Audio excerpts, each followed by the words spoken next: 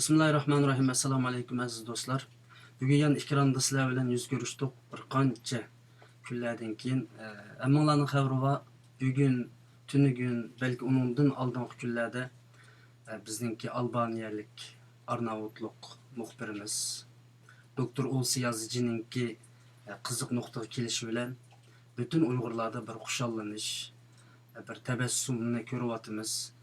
Hem şunun o'xshagan bugungi İstanbul'daki faaliyetlerini tebriklash bilan birga bugun bu yerda şunun o'xshagan qarindoshlarımızdan birisi, ya'ni Uyg'urlarning ichidan chiqib o'zining qo'ldan kelishicha aktiv hareketleri bilan, aktiv faaliyetlari bilan ketayotgan do'stimiz Xalmurat Ari Uyg'ur bilan bugun biz ma'lum bir tema ustida suhbatlashamiz. Albatta har vaqtdagiga o'xshashla xalqimiz bilan birlikda, qarindoshlarimiz bilan birlikda ham suhbatda bo'lamiz.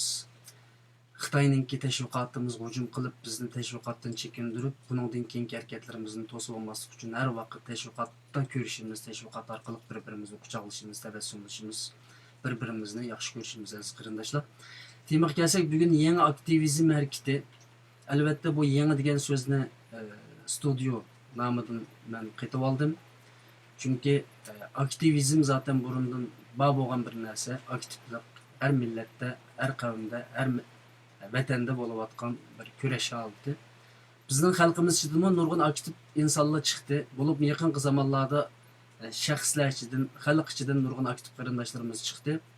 Ama klassik bir şekildeki faaliyetler bilan bo'lgan edi, ama bir qancha qarindoshlarimiz chiqib burungi tashkilotlar qilayotgan klassik aktivchallikni yangi aktivchallikqa, yangi siyosiylikka, yangi faoliyatchilikka ko'tudi.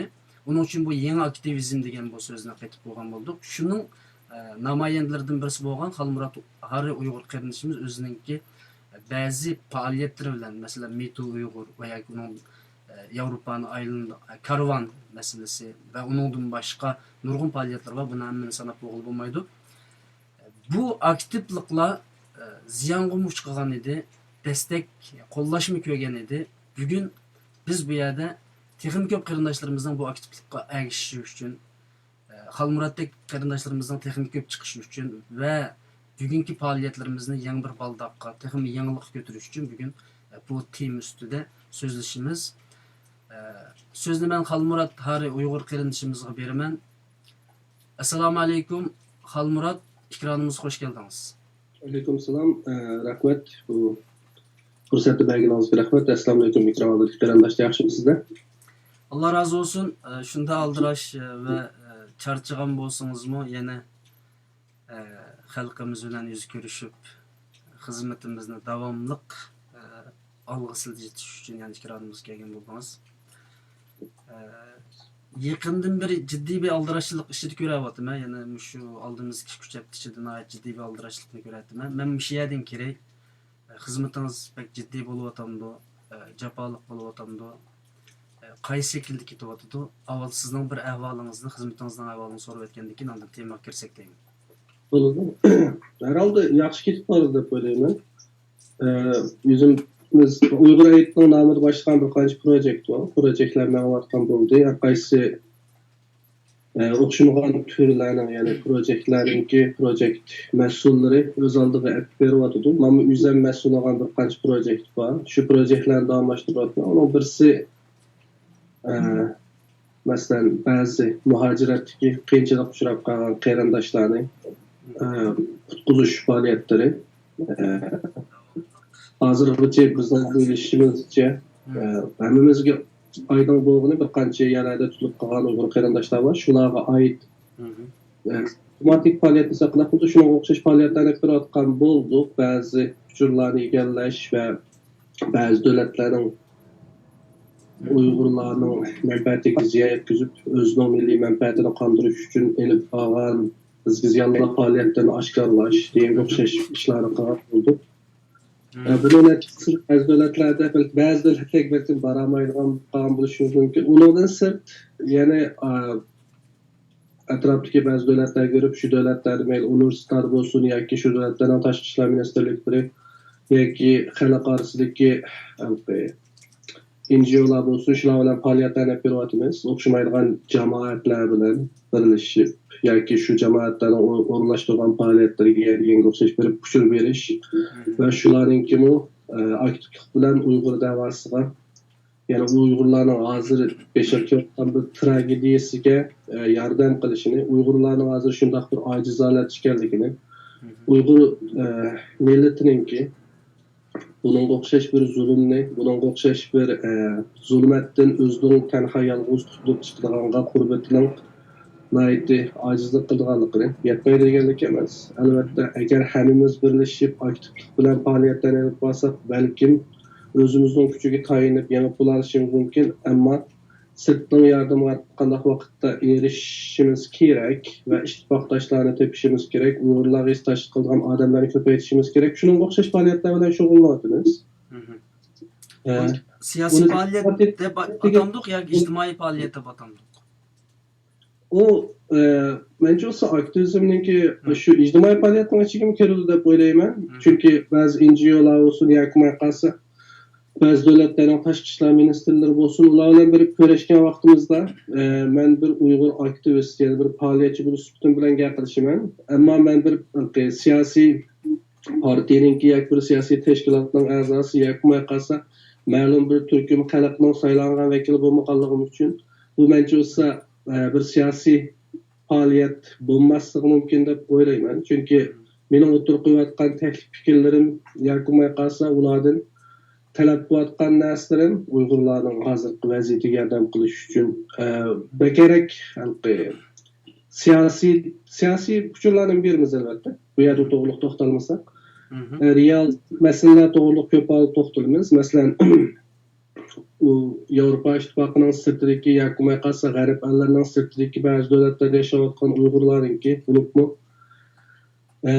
Təxəm erkin bir şəraitə çıxqandan keyin özünün oxuş xizmət işlərində təxəmbək muvaffəqiyyətə qazanış ehtimalı bolğanlarının şu dövlətlərə berişini asanlaşdırış degan oxşaş tələblərni oturub qoyuşumuz bu məncə olsa pek siyasi olmalıdır.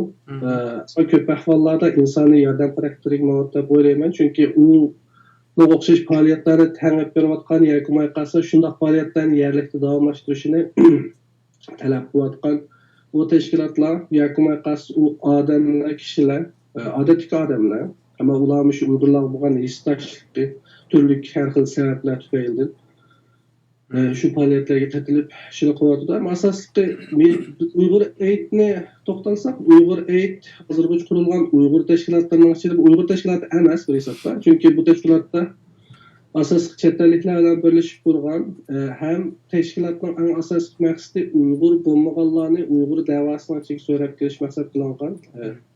Boshqa Uyg'ur tashkilotlardan farq qiladigan ajendasi shu var. Bundaq bo'lgandan keyin biz boshqalarni qancha ko'p jalb qila olamiz.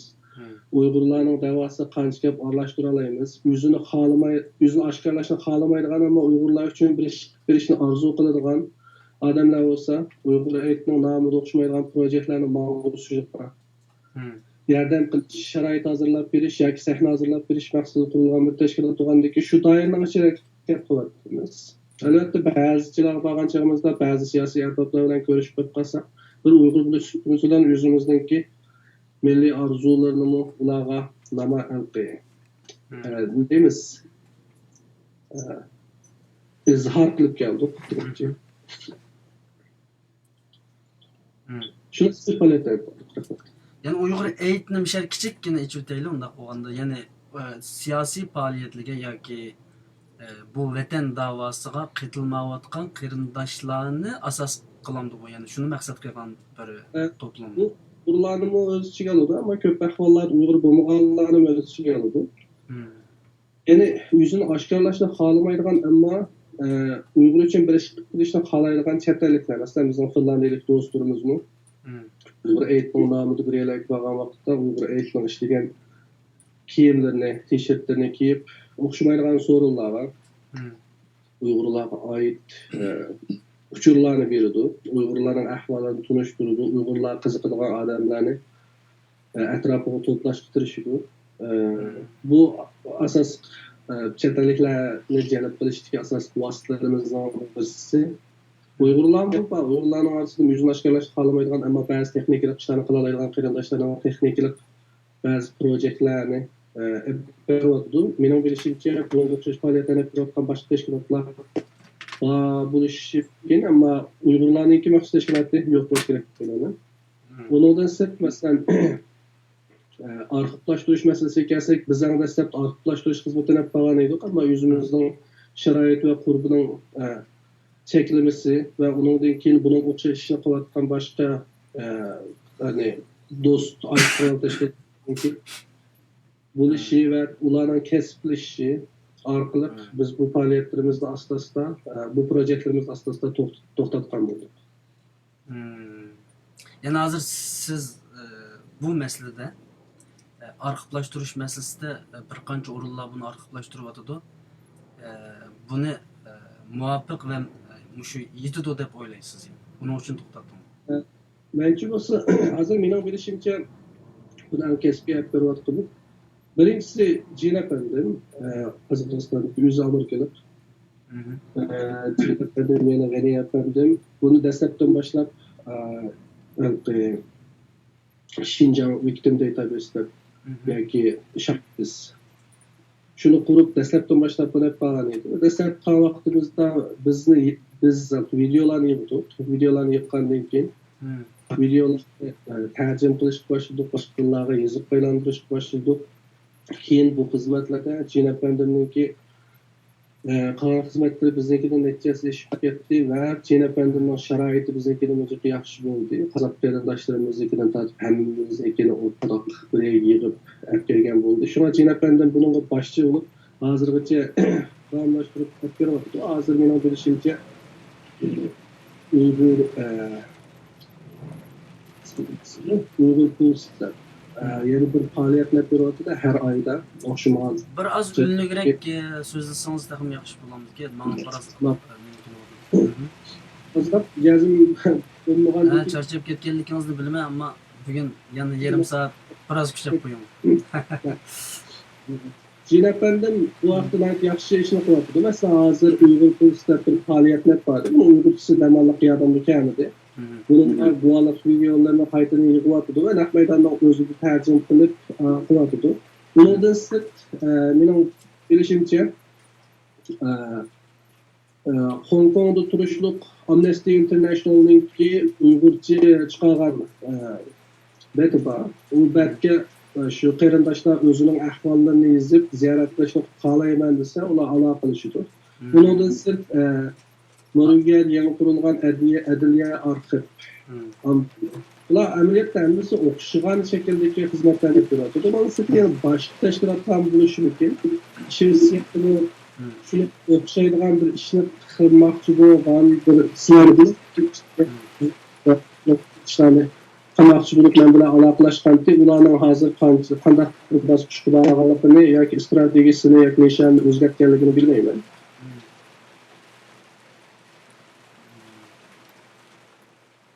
Yani bu Hong Kong meselesinde hazır bir gapni deb o'tib ketdingiz, bu bek muhim gap deb qilyapti. Masalan, Hong Kongdagi ular bilan aloqa qilishib, ularning nimasiga yozsangiz bo'ladi degan bir mushlik kichigini ish bilamsiz. Chunki yaqinda bir Hong Kongga yomon qiziqyapmiz. Uchun avatgani qaysi to'plar var, qarindoshlar var. Vaqt uchun to'xtalmasak, chunki ularga talab va uch boshqaruv so'rovlari bu vaqtga tilmaslik to'g'ri, tafsilot to'g'ri. Buni To'rbetga kirsangizlar Uyg'urchasi bor. Shunga qaysi qarindoshlarning To'rbetga kirib, o'zlarining ahvollarini shada shu Uyg'urcha tushuntirishlik demak kerak. Jadvalni qo'shib yaxshi bo'lib ko'raman. Buni tavsiya qilaman qarindoshlar. Bundan siz shahid bizlarning shunga o'xshaydigan proyekt bor. Yakmaqasi To'rbet sayfisi bor. Bu yerga yozib qilsa hozir Uyg'ur masalasi shuni deb ko'rsam şey qilib. Uyg'urlarningki hozir eng zulmat kunlarda yashayotganligini butun dunyo e'tirof qildi. Uyg'urshunos tadqiqotchilar bo'lsin, yoki mutaxassis kichik huquq tashkilotining odamlari bo'lsin, yoki muxbirlar bo'lsin, ular bilan 1,5 yildan yakın, 1,5 yildan yakın bunu o'rtaq ishlagan bo'ldi. Nurg'un proyektlarda ularga yordamlashgan bo'ldi.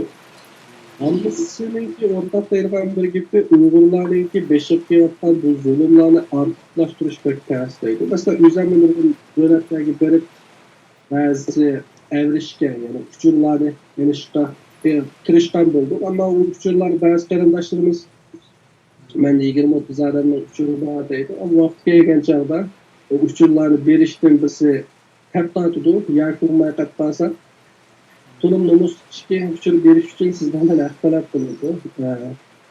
Bu nasıl yapacağı bizge en toysal olan baştan olursa yani Uygurların iki azık meselesini artıklaştırış bu bizim vaziyetimiz ne?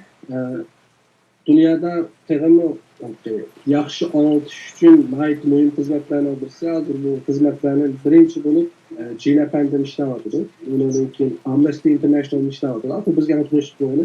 Şirani Efendim, Kanadaki yan kurulunu, Norveç'teki Uygur Adliya Ambiri. Yani bu hizmetler mesela azı siz tılgagan hizmetler Uygurlarınki aktif kurulgan kanca bilin halkının içinde kanda bulunur. Pasif mi? Bunun deysiz yani bu pasif. Elbette bir yerde biz milletle yoki teşkilatını tanqid qilish maqsad emas ama keselini deyishimiz gerek. Evet. Keselini demesek bunun soruqi bizde bo'ladi. Bunun deysiz yani bu pasif altımız qarta gapimiz bor. Pasiflikten sebebini öğrendirmiş mümkün. Elbette Nurgul Kayrandaş'ta özününki böyle Xitayning o'chirishiga uchrab qolishidan siraydi. Hammamizda psixologik qo'rqish bor. Hammamiz bir qora tizimga kirib qolishdan siraymiz, ammo to'liq afsuski Uyg'ur bo'lib tug'ilganligimizdan o'zi qora tizimga kirishga tug'ilgan deb o'ylayman. Shundan bo'lgandan keyin ansirishimizni ochdik. Yana bir jihatdan nurg'un qarindoshlar bilan so'zlashgan bo'ldim. Nurg'un qarindoshlar siyosiy bir ishlarga aralashib qolishdan o'zini tortganligini izhor qilgan bo'ldi. Amaliyotda bu bir insonlik masalasi deb o'ylayman. Siyosiy ish emas. Yana o'zimizning o'rtoqlarga, o'zimizning ota-onasiga, ota-onasiga ilgi chiqishimiz Xitoy Xalq Cumhuriyatining hech qanday bir qonunini xilop emas. Xitoy Xalq Cumhuriyatining ichida turib, nurg'un Xitoylar o'zini yo'qolib ketgan urug'-tuqqanlar to'g'riliq izlashlarni chiqardi. So'roqlarni qildi. Hatto Xitoyning munosabat idoralarga berib bularni surishtirdi. Buni hech qaysi bir jinoyat emas, demakchi Xitoyning qonuniga asoslangan chog'i. Ya'ni o'zingizning yutib ketgan urug'-tuqqanlar to'g'riliq siz chet elda yashayapsiz.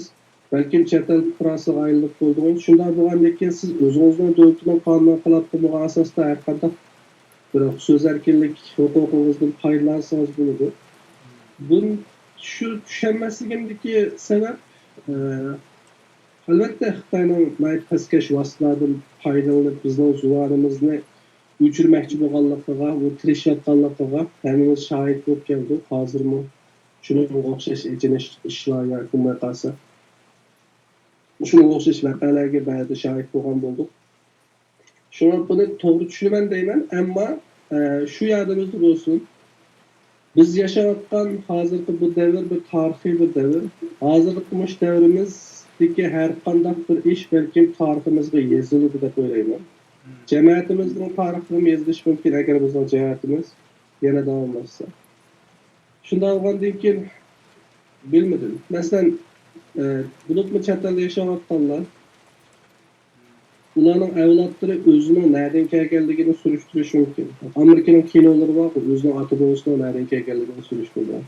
Surishtirgan vaqtda biz hozir masalan Finlandiyada magistrat degan tizim qoldirdik, ya'ni nopis tizimlash idorasi bor. Hamma arxivimiz shu yerda bo'ladi. Shuning asosan bizdagi ism familiyamizga munosabatli barliq uchurlarni yana elektronlik ambarlardan topa olishimiz, ya'ni arxivlardan topa olishimiz mumkin. Tapqandan keyin bizning ayni vaqtda nima ishlarni qilganligimizning hammasi bizning avlodlarimizga namoyon bo'ladi. Bu chog'da 2017, 2018, 2019 yana qachongacha davom qiladi. Shunga o'xshash bir zulmat kunda o'zini ham yashayotgan vaqtda mening cho'ng datam jim etgan, cho'ng datam nima ish qilgan bo'ldi degan savollar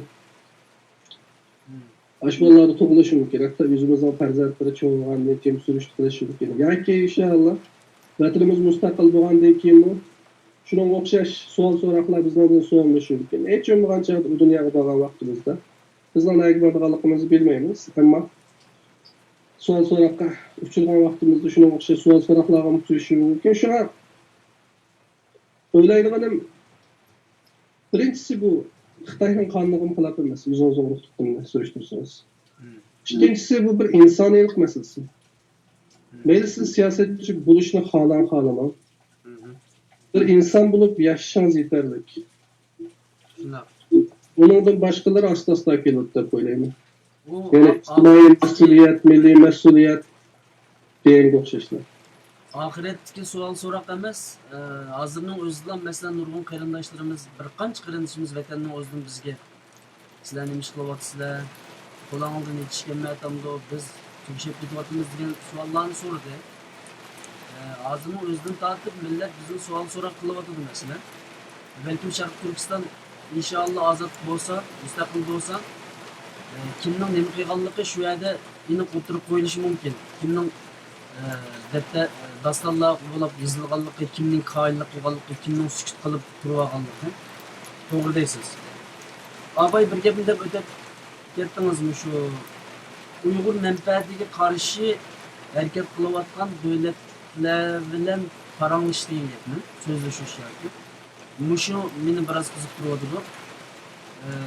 Yaqinqi vaqtlarda Uyg'ur manfaatiga qarshi davlatlar biroz yani asasen hamma davlatlar Uyg'ur manfaatiga qarshi harakat qilyapti, ammo buning ichida somut qadam atgan, rasman Uyg'urlarga ziyonkashlik qilayotgan davlatlardan bir ikkisi bor.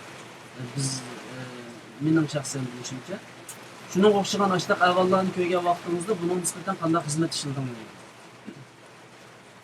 Albatta bizning kuchimizni cheklik, bizim odatdagi bir inson, ammo bu g'aribning sistemasi yaxshi odatdagi insonlarmi yuqori qatlamdagi odamlar bilan yakma qolsa, shunga o'xshash jamiyatga, bir davlatga ta'sir yetkazadigan odamlar bilan uchrashish fursatiga erishishi mumkin. Yakma qolsa, shunga o'xshagan odamlarga uchrashadigan odamlar bilan uchrashish mumkinchiligi bor ekan. Shunda bo'lgandan keyin mening o'zimning asos taxtikam nima degan chog'da men uni insonlashtirib ularga tushuntirishga tirishaman. Chunki har qanday bir siyosiyon bo'lsin, yoki har qanday bir ulug' dahiy bo'lsin, diplomat bo'lsin, ularning hammasi siz bilan menga o'xshash go'shtda yaralgan, yuragi go'sht. Uninkimi so'ygan ota-onasi bor, so'ygan ayoli yo'ldoshi bor, farzandlari bor. Men bu Uyg'urlarning hozir beshir qilayotgan masalalarni insoniy bir masala ekanligini ularga tushuntirib, shu orqali ularniki o'zidan chiqargan bir qaroriniki qanchalagan oilalarni, o'ziniki o'xshash qanchalagan oilalarni vayron qilganligini ularga tushuntirishga tirishib keldi. Undan sirt siyosiy masala bo'lsin, uni men geopolitikani o'zbek tushunmaganligim uchun o'zimning tushunadigan doirasi bo'yicha ular bilan gaplashgan bo'ldik, ammo Bayrigen o'xshash amaliy projektlarni ko'tarib berish eng muhim. Amaliy projektlarni degan vaqtimizda masalan, ulardan siz bir narsani talab qilgan vaqtingizda, ular sizlardan mendan qilib bera olmayman deydi. Siz ularga real bo'lgan, yetkili bo'ladigan bir talablarni o'tirib qo'ysangiz, u amalga oshishi mumkin. Masalan, siz ularga Uyg'urlar mustaqil bo'lishni xohlaydi, bizga askar tarbiyalab beringlar desangiz, balkim undan keyin uni ko'rishamasligimiz mumkin. Yoki bo'lmay qolsa, Xitoy davlatini e'tirof qilmay Sharq Turkistonni mustaqil davlat deb e'tirof qilinglar yoki beso'lingan zamin deb e'tirof qilinglar desangiz, darhol hal bo'lmasligi mumkin aslida. Ammo ba'zi individuallarning masalalari, ya'ni bir odamlarning masalalarini o'tirib qo'ysangiz, masalan, ba'zi diplomatlar bilan ko'rishgan vaqtingizda ma'lum bir davlatda bundaq yashayotgan birisi bor, yoki bo'lmay qolsa Birlashgan Davlatlar Tashkiloti tomonidan qabul qilingan, ammo hozirgacha uchinchi bir davlatga o'rinlashmagan bunchalik Uyg'urlar bor. Bu Uyg'urlarning qayta bir yerlarga o'rinlash masalasi to'g'riliq gap qila olasiz. Yoki bo'lmay qolsa o'ziningki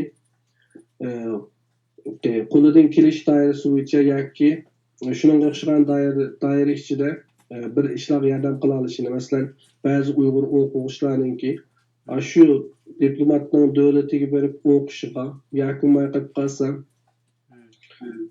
Uyg'urlarniki shu davlatda panohlik ishlarining osonlashishi deganga o'xshash masalalar to'g'riliq gap qilisha olasiz, ammo biz uni rasmiy bir so'rinda, rasmiy bir shaklda deydigan salohiyatdagi odam emas. Menimcha o'z Uyg'urlarning ichida bu faoliyatda eng yaxshi olib berayotgani birinchisi Dunyo Uyg'ur qurultiyi deb o'ylayman. Hozirgacha Dunyo Uyg'ur qurultiyi bunga o'xshash lobbichilik faoliyatdan eng yaxshi olib beryotdi.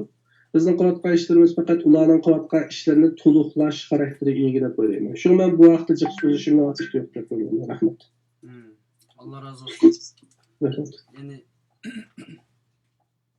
bu aslında teşvik sahasida ciddi sözleşip bunu aşkarlaydigan bir mesele emas. Belki bizga ziyon keltirishi mumkin, ama devletlarga nisbatan men ma'lum strategiyachi doktorlar va o kishilar bilan paranglashib baqdim.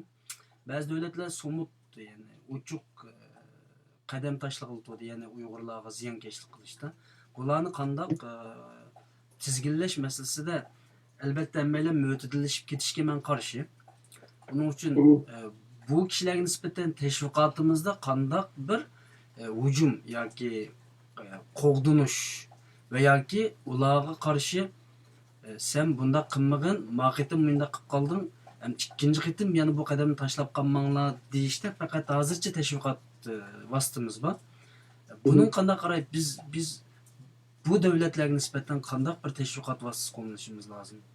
Menimcha hozir men faoliyatchilik to'g'riliq so'zlagandan keyin bularning javobini asta-asta o'zimizning kallasida shakllandi deb o'ylayman. Bo'ladi. Biz o'rtan bir projektni, ya'ni bunun qilgan bir projektimiz ma'lum bir shirkatdanki barliq emaillar adreslarini, qashqarlagan email adreslarini qo'lga tushirib, yuzlagan emaillarni yo'llab, Uyg'urlarga oid uchur narsalarni yo'llaydiganini yo'llab, ularga shu orqali o'zimizdagi ba'zi bir cho'ng tashkilotlar bilan yoki jamoatchiliklar bilan bo'lgan munosabatimizdan foydalanib, ularning ismini referens qilib, ularga yozgan ular bir xil xarid shakllantirib, ularningki Xitoyning bozordan chekinib chiqishiga ozroq ta'sir ko'rsatgan bo'ldik deb o'ylayman. Bunga o'xshash faoliyatlar to'g'riliq tafsiliy deyishimizning hojati yo'q. Agar shunga o'xshashlar qiziqadiganlar bo'lsa, men bilan ayrim aloqalashsa balkim albatta shuningdek ishni rost qilaman deydigan, ham rost qila oladigan bir sharoiti va qobiliyati borlar bo'lsa aloqalashsa bo'ldi yoki demakchi. Nimani hemen başlayla sizin şu yana safarga chiqatdim, shunda olgandan keyin bak kechki so'zlab ketishimdan ansirayapman. Bo'ldi. Undaqda men ikramga faoliyatchilik deb aktivizm so'zi bilan tayyorlab kelgan shu darsingizni ikramga chiqarib tursam, qarindoshlarimizni shundan ham bahra qilaylik. Hozir birinchi paytni chiqaraman. Faoliyatchilik to'g'riliq boshlasak bo'ladimi? Bo'ldi. Rahmat. Faoliyatchilik dedik, aktivizm bu o'zim faoliyat qilishni oldi bilan ota-onamni qutqizib chiqish uchun faoliyat qilishni boshlagan vaqtimda o'zim buni o'rgangan, ya'ni project management deymiz. Chunki o'zimning shirkatlar bor edi. Mening qo'limda 50-60 odam ishlab baqqan, shularga o'xshamaydigan proyektlarni o'tirib qo'yib, shu proyektlarni atmoqatdik. Shu tajriba menga jiq yordam qildi. Oraliqda o'zimdan qatnashgan ba'zi kurslarga jiq yordam qildi deb o'ylayman. Shundan olgandan keyin bu yerdagi bu bilim men o'zim tepib chiqqan narsa emas. Men faqat yakunlagan va osonlashtirgan, o'zim azm qilib qo'ygandan keyin buni tag'in oson tushunish qilib bu yerga yeshib qildim. Oyog'ida bir qancha misollar bor. Shu buni amalga tushunish qilib so'zlashga tirishiman. Balkim til qobiliyatim yakunmay qolsa, bu so'zliklarni to'g'ri ishlatilmasligim sababidan tushunish jihatida qiyinchiliklar chiqishi mumkin. Buni qarindoshlarning to'g'ri tushunishini umid qilaman. Keyin buni tuzatishga tirishimiz. Rahmat. Hozir ikkinchi batga kelsak ham asosiy mazmunlar so'zlaydiganim birinchisi aktivistlik. Yani aktivistlar bilan siyosatchilarning, militantlarning farq.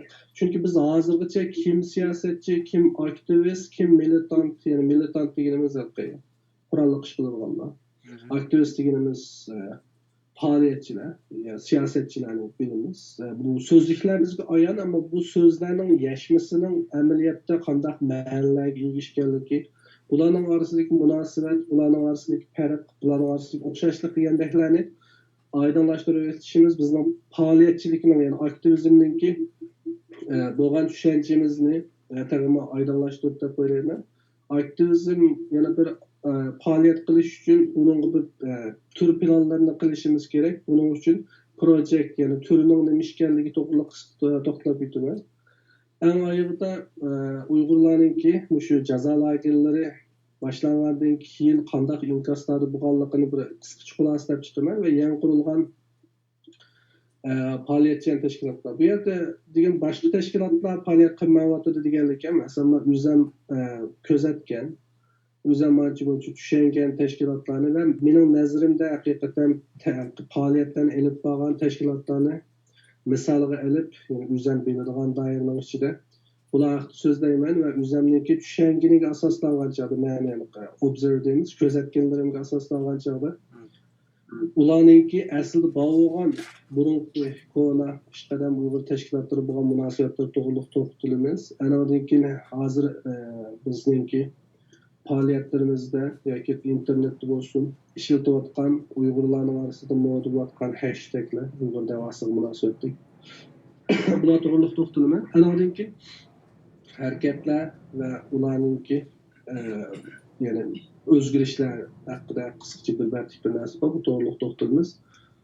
Hozir 3-batga kelsak, 3-bat bu yerda aktivist, politician, yani militant, yani aktivist, siyosatchi va qurolliq harakat qiluvchilar oid to'xtalman. Balkim bizga bularning orasida qanday munosabat bor deydigan savollar burundan tortib bo'lishi mumkin. Bu savollar, yani bu tushunchalar orasidagi qaymoqush kategoriyalarga bo'lishimizga va faoliyatlarni tushunishimizga nimaning to'g'ri, nimaning xato ekanligi va ularni qanday baholashimizga cho'ng ta'sir ko'rsatadi. Shunday bo'lgandan keyin bu haqda bir bilimga erishishimiz biz Uyg'urlarga eng kerak bo'lgan ishlarning birisi deb o'ylayman. Chunki mening 1,5 yildan yoqdi Uyg'urlarning orasiga o'zimningki chiroyi bilan chiqib, o'zimning ism bilan chiqib faoliyat qilishdan boshlab yes qilganlarim va o'zim berib aylanib ko'rgan 15-20 ga yaqin Uyg'urlarga, yani ma'lum sondagi Uyg'ur diaspora jamiyati yashayotgan to'plamlarga berib ko'rganlarimga asoslangan chog'da Uyg'urlar baho berishga yoki tahlil qilishga mohir bir millat. Shunday bo'lgandan keyin bu baholash uchun albatta kerakli jabduqlarimiz bo'lishi kerak. Shunga bu bir kamchilikni to'liqlashimiz kerak deb o'ylayman. Shu bu yerda buni bir to'liqlashni umid qildim. Masalan, o'g'ilchatdagi birinchi Dolqinkan bilan Dolqinkan ostida mening rasmimning ostida 3 tal stilki bilan bir chambarni tunishtirayotgan bo'lganini ko'rsak, aktivist, politician, militant, bularning hammasi eng asosli nima degan chog'da bular o'zgarish yasashga tirishadiganlar yoki qolsa o'zgarish yasaydiganlar yoki asliyatni saqlaydiganlar, yani asli o'zgarish, yana bir o'zgarishni xohlamaydigan degan. Men faqat make changes deb oldim. Bunday deyishimizdagi sabab bizningki hozir qilayotganimizning ko'p qismi shu o'zgarish yasash uchun qilayotgan ishlarimiz. Masalan, Dolqinkanlarninki qilayotgan faoliyatlarining ko'p qismi bo'lsa, Uyg'urlarninki xalqaro sahnadagi o'rnini qayta turg'izish, Uyg'urlarninki xalqaroda bir diplomatik munosabatlarda bir mumkinchilikka erishish uchun almay-talmay qilayotgan ishini oshkorligi bo'ladigan bo'lmaydigan holatlarda davomlashtirib, maylilar qaratda bo'lsa, davomlashtirib kelyapti. Uni boshqa qarindoshlarim bor deb o'ylayman. Anadan keyin militant deymiz.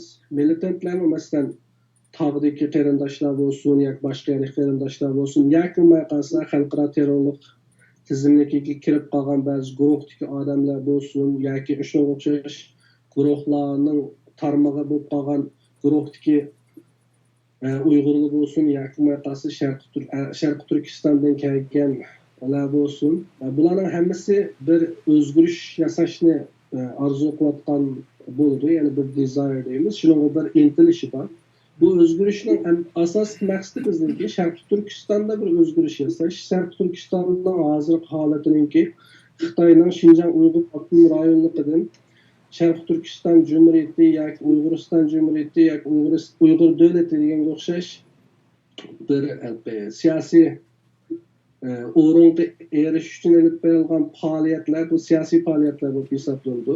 Ham Uyg'urlarningki hozirgi ijtimoiy, iqtisodiy yoki ekologik, ya'ni Sharq Turkiston zaminidagi ekologik muhitga oid faoliyatlarningki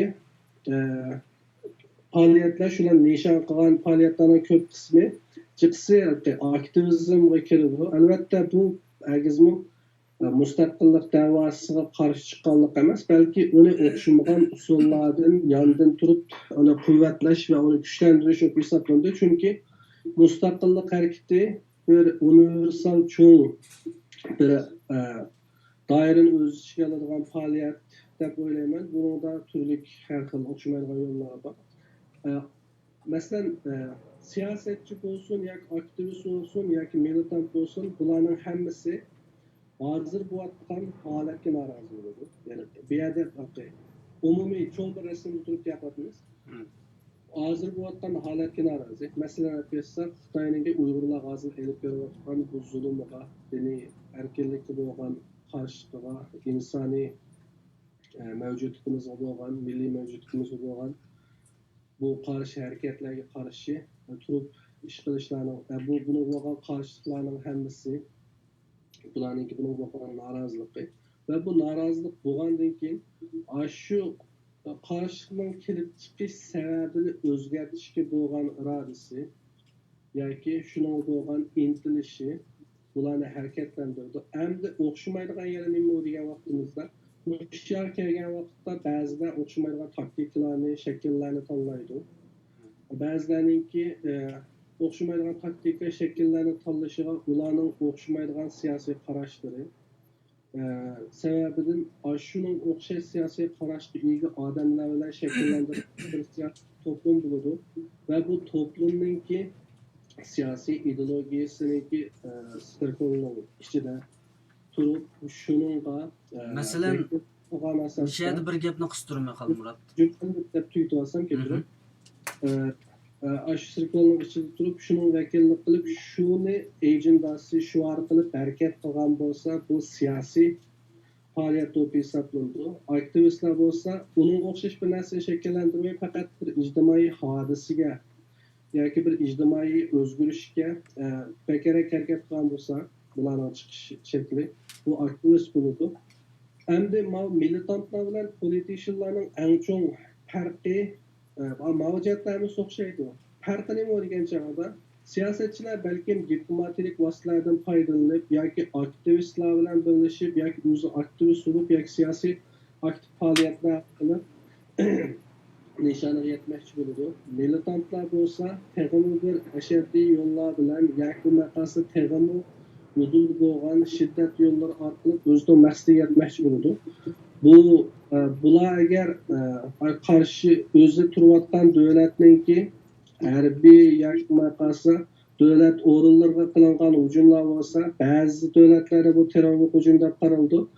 Ba'zi davlatlarda buniki siyosiy qarshi harakat deb qaraldi. Shundan keyin ba'zi davlatlar Uyg'ur militantlarini terrorchi desa, yana ba'zi davlatlar bular erkinlik jangchisi deydi. Allah razı olsun. İntayin ilmi, intayin kitabiy bir til bilan so'zlab beryapsiz. Men bu yerda bir savol so'ramoqchi emas, faqat hozirgi leksiyani yoki hozirgi darsni biroz ko'chitiliga biroz oddiy ya'ni reallashtirib, masalan militant va yoki ma'lum kuchlarni yoki buningga munosabatlik real mavjud masalalarni ancha-muncha misol qilib so'zlab bersangiz, hozir men ko'ryapmanki xalqimizningki ilmiy tarafdan o'zingiz bilasiz, bek qattiq kechayotganligini ko'ramiz. Kitobdan, ilmiy so'zlardan, didaktikdan. Chunki bizda kitob o'qimaydi. Kitob o'qimaganlik uchun kitobiy so'zlar ajoyib, esil bir kitobiy ilmiy va quvvat bilan so'zlab beryapsiz. Men tushunyapman. Inshaalloh qarindoshlarimiz ham tushundi, ular tushunmaydiganlik emas, ammo biroz real va ko'chitil shaklda tushuntirib bersangiz texnik yaxshi bo'ldi deb qarayman. Bo'ldi, ikkinchi bet tugudimi? Yoki bu ma'qul.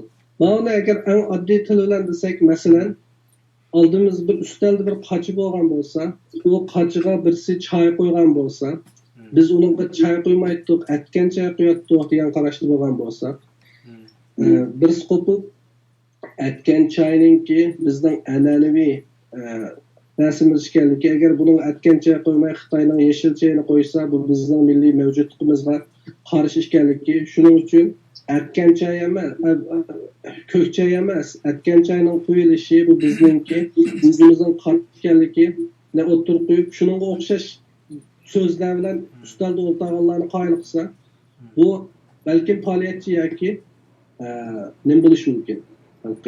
Politician, siyosatchi bo'lishi mumkin. Agar o qo'pib, mening mushtum hammaday kuchli, bo'lmay qolsam, buyum pakavosimi, mash qilib atgancha qo'ymasang, qaysing boshqa narsa qo'ymasang, shuni uraman, uning beshiga.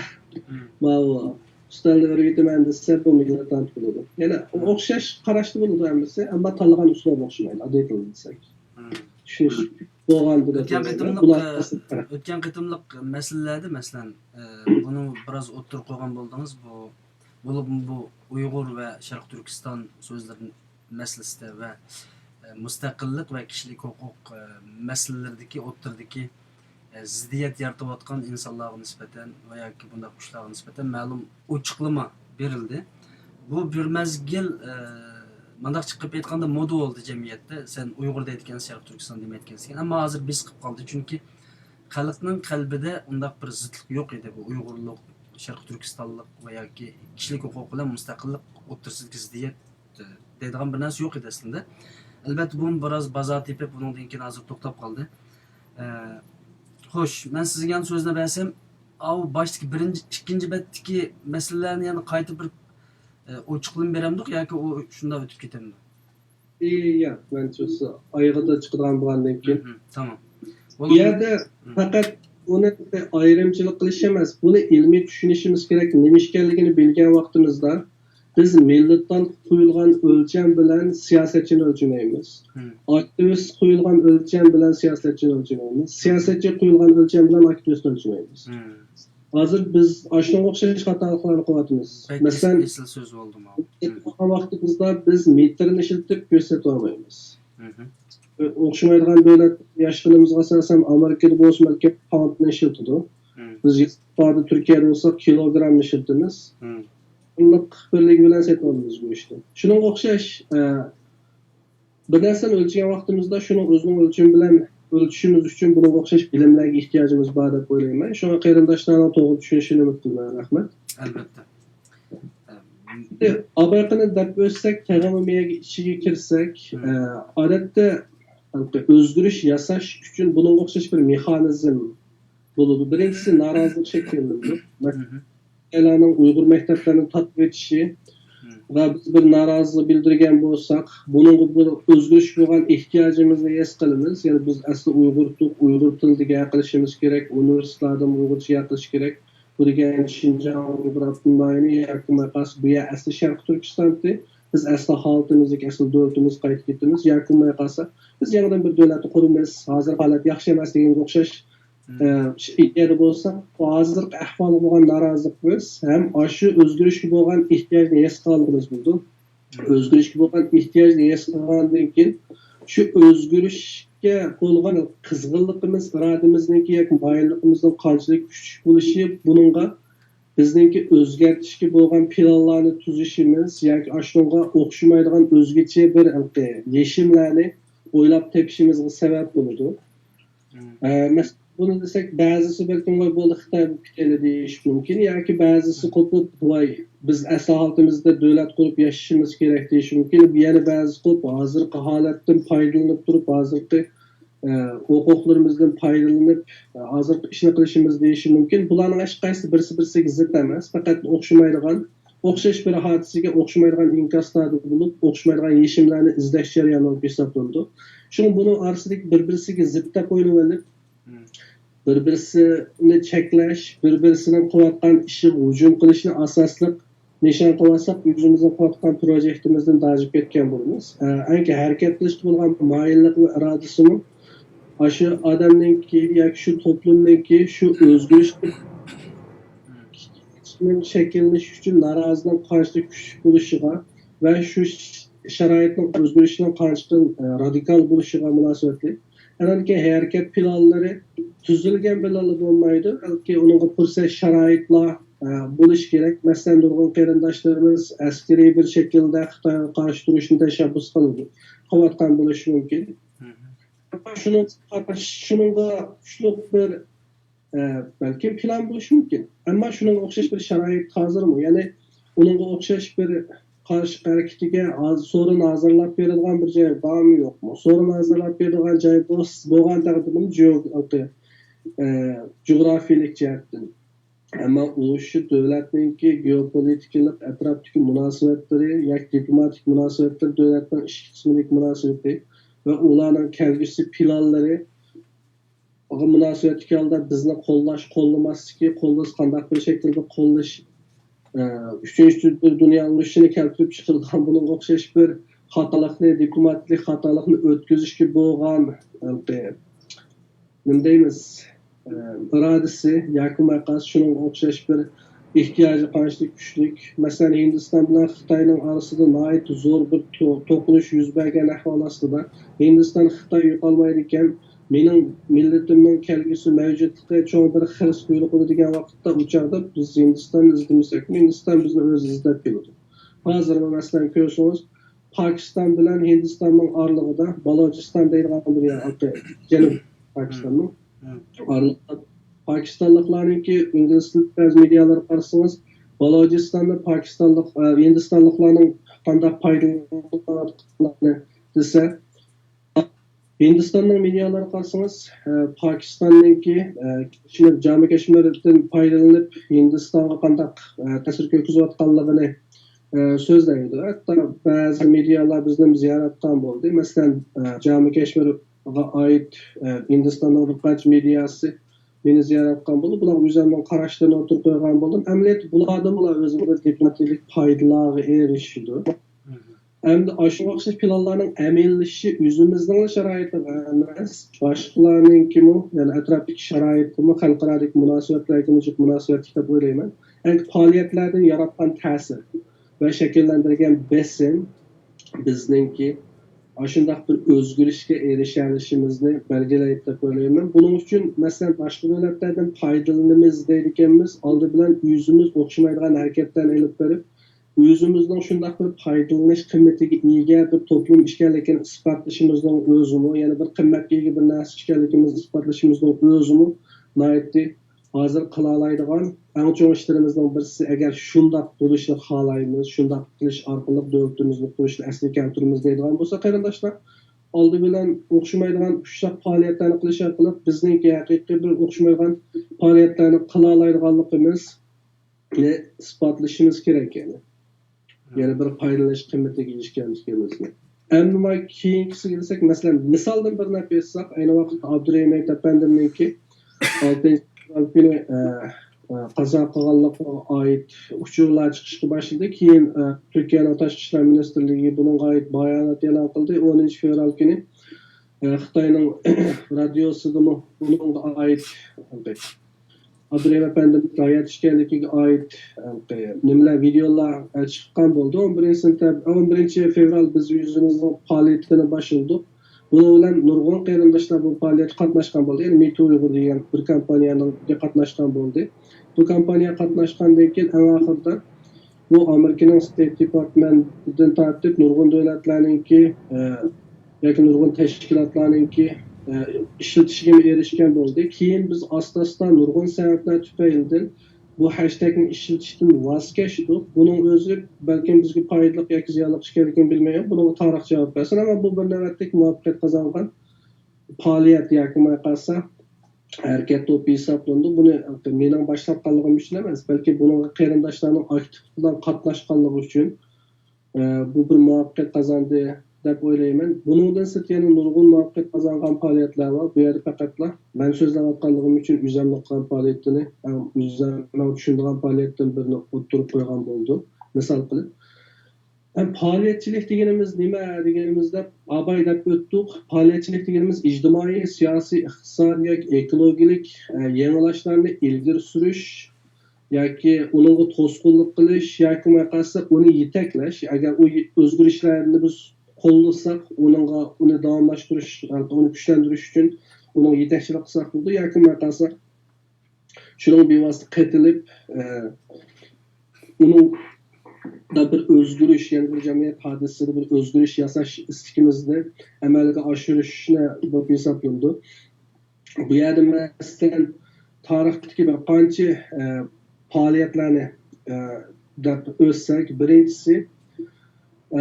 birinchi asrdagi Rim imperatoriyasida bo'lgan Spartakos, biz Spartak deymiz. Spartakniki qullar inqilobi. Bu qullar inqilobimi o'zlariga qulluqqa qarshi noroziligini ifodalagan. Bular qulluqqa qarshi noroziligini oldi bilan qanday ifodalagan degan chog'da shu qullarni selishtirib nima deymiz? Toriyatordan bularni urushilganlar. Gladiatorlarni urush maydoniga kirgan vaqtda gladiatorlar bir-birini asli o'ldirib o'tish kerak, agar shu talab qilinsa. Bular buni rad qilgan ekan, hammasi o'lishi kerak. Shunday bir qoida, yovvoyi bir qoida bilan turg'izilgan bir sistema. Bu sistema qarshi bular oldi bilan kirgandan keyin urushmagan yoki qolsa bir-birisi bilan urushni uyun qo'yib, bir-birini o'ldirmay, shunga o'xshash usullar bilan bir faoliyatlarni olib borgan, ammo bu faoliyatlarni qilishi ayni vaqtdagi shu rimliklar tarafidan tomoshabinlar tarafidan rad qilinganligi uchun oxirida bular qurolli qarshilik qilib o'zlarining jonini qo'shmoqchi bo'lgan. Bu naytda bir echinish oqibatni keltirib chiqargan. Oxirida 6000 dan oshiq qul yoki gladiator, bular hammasi naytda kunda chaniqqan odamlar. Bularni oxirida Kiriski mixlaydi. Kiriski mixlar shu zaman o'lmaydi ekan. Men tekshirib baxsam, nurg'un vaqt ketar ekan. Ba'zisi bir hafta ochliqdan o'lar ekan, yo suvsizlikdan o'lar ekan, mixlanganlikdan o'lmaydi ekan. Shu ikki shahar, Turkiyaning shaharlari mening bilishimcha, unutib qoldim. Bir shaharning oraliqiga har shu 5-10 metrga birdan mush odamlarni Kristiyanning Turkiyaning yeri. Agar xatolashgan bo'lsam, qarindoshlar to'g'ri tushunishini umid qilaman. Nima qildi? Shu mixlab turg'izib etilgan bir shahardan yana bir shaharga borgacha butun atrofda bularning ohuzonlari olingan. Keyin bu shu nurg'un odamlarga ta'sir qildi. Undan keyingisi biz deydigan Amerikadagi irqiy ayrimchilikqa, ya'ni jamiyatdagi irqiy ayrimchilik sistemasi. Bu davatdan irqiy ayrimchilik ajoyib bir irqiy ayrimchilik uchraydi. Amerika, keyin Avstraliya, Janubiy Afrika degan o'xshash yerlarda ilib berilgan. Ya'ni ranglik irqqa tava odamlar aqtalliklarning yoki aqtalliklarning maktablarga kirish bo'lmaydi. Hatto suv ichilgan jumakdan tortib, u bir necha hamma narsani aqtalliklar bilan rangli irqning odamlari deb ayirib o'tgan. Maktab borgan maktablarmi hatto kesh klublardan tortib ikki irqqa ayirib o'tgan. Buningga qarshi Martin Luther bu o'zi nima odam, shunda nutq shunda yaxshi odam ekan. Martin Luther apandimniki bo'lgan faoliyati va bu odamning so'zlagan bir nutqi bor. Mayli Uyg'urchasini tarjima qilgan, ayni vaqtda otlarni tarjima qildim, ularni tarjima qilgan. Mening bir tushum bor degan. Gamimizga yana bir tunishlik bo'lgan bo'lsa, 1989-yildagi Tiananmen vaqasi yani o'quvchilar tarafidan elib berilgan. Bu faoliyat boshlangan vaqtda bularning hammasi shu undaqbek tartibga olib planlab ketgan bo'lishini atayin, ammo faoliyat boshlangandan keyin shu joydagi aktivlarning o'zib chiqishi orqali bu shularning rahbarlariga aylangan. Bularning ichida bizning bilan bir millat bo'lgan kurash davlat apandim bor, hozir Tayvanda yashaydi. Bundan keyin 5-yil vaqasi agar qarindoshlarning yodida bo'lsa, faoliyat bo'lishdan avval o'xshamaydigan sotsial medialarda shunga o'xshash bir faoliyatni olib berish to'g'riliq shuning yetakchilik qilgan qarindoshlar uchurlanayotgan va tinish yo'l bilan shunday bir norozilik namoyishini qilgan, ammo bu norozilik namoyishi oxirgi hisobda qonliq bostirilgan. Bu yil buni 10 yilligini o'tkazgan bo'ldi. Endi aktivizmningki deymiz funksiyalarga. Bularni nima uchun misol keltirdingiz yani? Hozirgi faoliyatlarga nisbatan Biraz xulos xarakterda 4-chi betni bir qancha masalan To'rtinchi gladiatorlar, undan keyin Amerikadagi qora aqtellik masalalari. Bularni misol keltirishga aslida xulosalash, bir yerda buni beshini bir xulosalab chiqsam, ya'ni dunyodagi sistemalar o'zligidan o'zgarmagancha. Dunyodagi har bir sistema shu sistemaga bo'lgan yoki shu asli holatga bo'lgan yoki shu xil o'zgarishi bo'lgan norozilik hissiyoti bor odamlarniki tashkillik holda faoliyatlarni olib berishi orqali shu qarorni chiqargan va shu hukmni ijro qiladiganlarningki hozirgi holatni o'zgarishiga majburlashidan bu o'zgarishlar kelib chiqqan. Masalan, Martin Luther King apandimni misol olsak, Martin Luther King apandimning faoliyati orqali Amerikada abaydanga o'xshash irqiy ayrimchilik siyosati, qonunlashgan bir siyosatningki butunlay to'xtashini keltirib chiqargan. Bu Amerikadagi aqtallik bo'lmagan asosonliq irqlarningki haq huquqlarining aqtalliklarga o'xshash bahramon bo'lishini bir yaxshi bir sharoitni keltirib chiqargan. Bu gladiatorlarning bo'lsa, gladiatorlarningki bundaymiz shunga o'xshash qarshilik harakatlar orqali ayni vaqtdagi adolatsizlik bo'lgan noroziligini ifodalaganligi va bir xil militant holatda bunga qarshi harakat olib borganligi. Demek biz mayli qaysi xil holatni tanlaylik. Masalan, Martin Luther King efendim o'zi bir politician, üstüdekileri militant, astidagi Tiananmen vaqasiniki bo'lsa, bular balkim aktivistlar. Shundan olgandaki bu uchsini misolga tushuntirgan bo'ldim bu yerda. Demakki, birsi-birsini to'liqlaydi, birsi-birsini rad qilmaydi. Yani her kim o'zining tanlagan yoki o'zi eng mahir bo'lgan bir holatda Aşı nişan yetiş için okşamaydigan tür projektlarni o'ttirib qo'yib, shu faoliyatlarni olib boradi. Şu ba'zilar aktivist bo'ladi. Masalan, men o'zimni aktivist deb o'ylayman. Ba'zilar siyosatchi bo'ladi, diplomat bo'ladi. Yana ba'zilar militant bo'ladi. Hammasining nishon maqsadi faqatla bir o'zgarish yasash. Ya'ni bu o'zgarishninki o'zining maylligi, o'zining manfaatiga uyg'un holatga bo'lishini qo'lga keltirish uchun aslında bu aslında bir özgürlükçü bo'lgan ehtiyojini chiqish uchun o'xshamaydigan tur faoliyatlarni planlab, shuni ijro qilib, shunga o'xshash faoliyatlarni ijro qilish jarayonida bir birlikni shakllantirib, shu birlik asosida balkim byurokratik sistemlarni shakllantirib, davlat qurish ehtimoli bo'lishi mumkin. Nurg'un shunga o'xshash, masalan, Gandhi apandimninki xalqninki qarshi hareketlerini şekillendirişi aynı vaktdaki Büyük Britaniyanın varlık iş faaliyetlerini Hindistan ve hazırki Pakistan, Bangladesh qatarlıq rayonlarda paylaş bir alet kelib qo'ygan.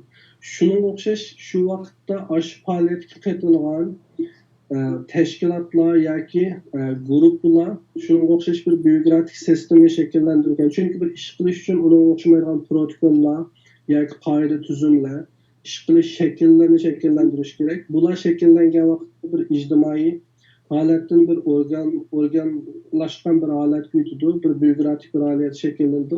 Davlat deganimiz bu, hukumat deganimiz bu dal shunga o'xshash narsa. Davlat deganimiz ma'lum bir territoriya doirasida bir byurokratik sistemniki, shu territoriya doirasida yashayotgan xalqlarningki ijtimoiy, iqtisodiy ish harakatlariga bir qoida tuzumlarni turg'izish va shu qoida tuzumlarni saqlash. Bu davlat to'pi hisoblanadi. Shu qoida tuzumlarning shakllanishi va ijro qilinishi hammasi shunga o'xshash bir sistem tarafidan olib berildi. Bu olib borilgan bu sistema bu hukumat to'pi hisoblanadi. Hukumat shunga o'xshash ish faoliyati orqali shakllandi. Ya'ni biz ish qilmaydi ekanmiz. Davlatmi faoliyatchilikdan kelib chiqadi. Hukumatmi faoliyatchilikdan kelib chiqadi. Birlikmi faoliyatchilikdan kelib chiqadi. Nishonga yetish, tushlarni amalga oshirishmi shularni emas, faoliyatchilikdan kelib chiqadi. Ya'ni ish qilish orqali, o'xshamaydigan proyektlarni qilish orqali odamlar bir yerga kelalaydi, o'xshamaydigan ideyalar shakllandi. O'xshamaydigan ideyalar shakllangandan keyin o'zaro dialoglarni qurish orqali o'xshamaydigan qarashlarning orasida biz harmonik holatda bir-birisini hurmat qilish shakllandi. Shundoq bo'lgan vaqtda bu kishilarimiz hozirgacha muvaffaqiyat qozongan siyosiy ijtimoiy harakat yoki qarshiliklarni bo'lsak, bular hammasi shunga o'xshash bir holatda shakllangan. Hech qaysi, masalan, bir davlat alayda bir ikkinchi bir davlat tarafidan sun'iy shaklda barpo qilingan bo'lsa, buni o'rni boshqa. Ammo har qanday bir davlatningki bir davlatning qurilishi ashunga o'xshash ushoq faoliyatlarningki jug'lanmasidan shakllanadi deb o'ylayman. Yani Uyg'ur aktivistleri, Sharq Turkistonlik aktivistlar hammasi o'zi joriy qildira olgan butun qobiliyat bo'yicha o'rtaq rangli shaklda harakat qilib, bir-biriga qarshi turmagan shaklda birlik hosil qila oladi va hatto asosiy xizmatga aylanib, balki hatto davlat mustaqilligiga ilib boradigan shaklga akiladi degan bir narsani tushunganda qildim. Yani sizin ait müdedil bek ilmi bek kitabi bu sözlerinizde inşallah halkımız çokum düşündü. Yani demek çoğunuz bu mu? Bugünkü Amerika, Avrupa, Avustralya, Japonya, Türkiye bu çoğun devletlerde hareket kılavatkan kısmen ziddiyetke ekiravatkan kişilerini bununla çakıramsınız yani. Yani bu yerde mandak bir mesele bakalım Murat. Bu yerde mandak bir mesele bak. Sen Petro, ben kimlerden qanday bir şekilde bir keldiganligini oldin diyemeyman.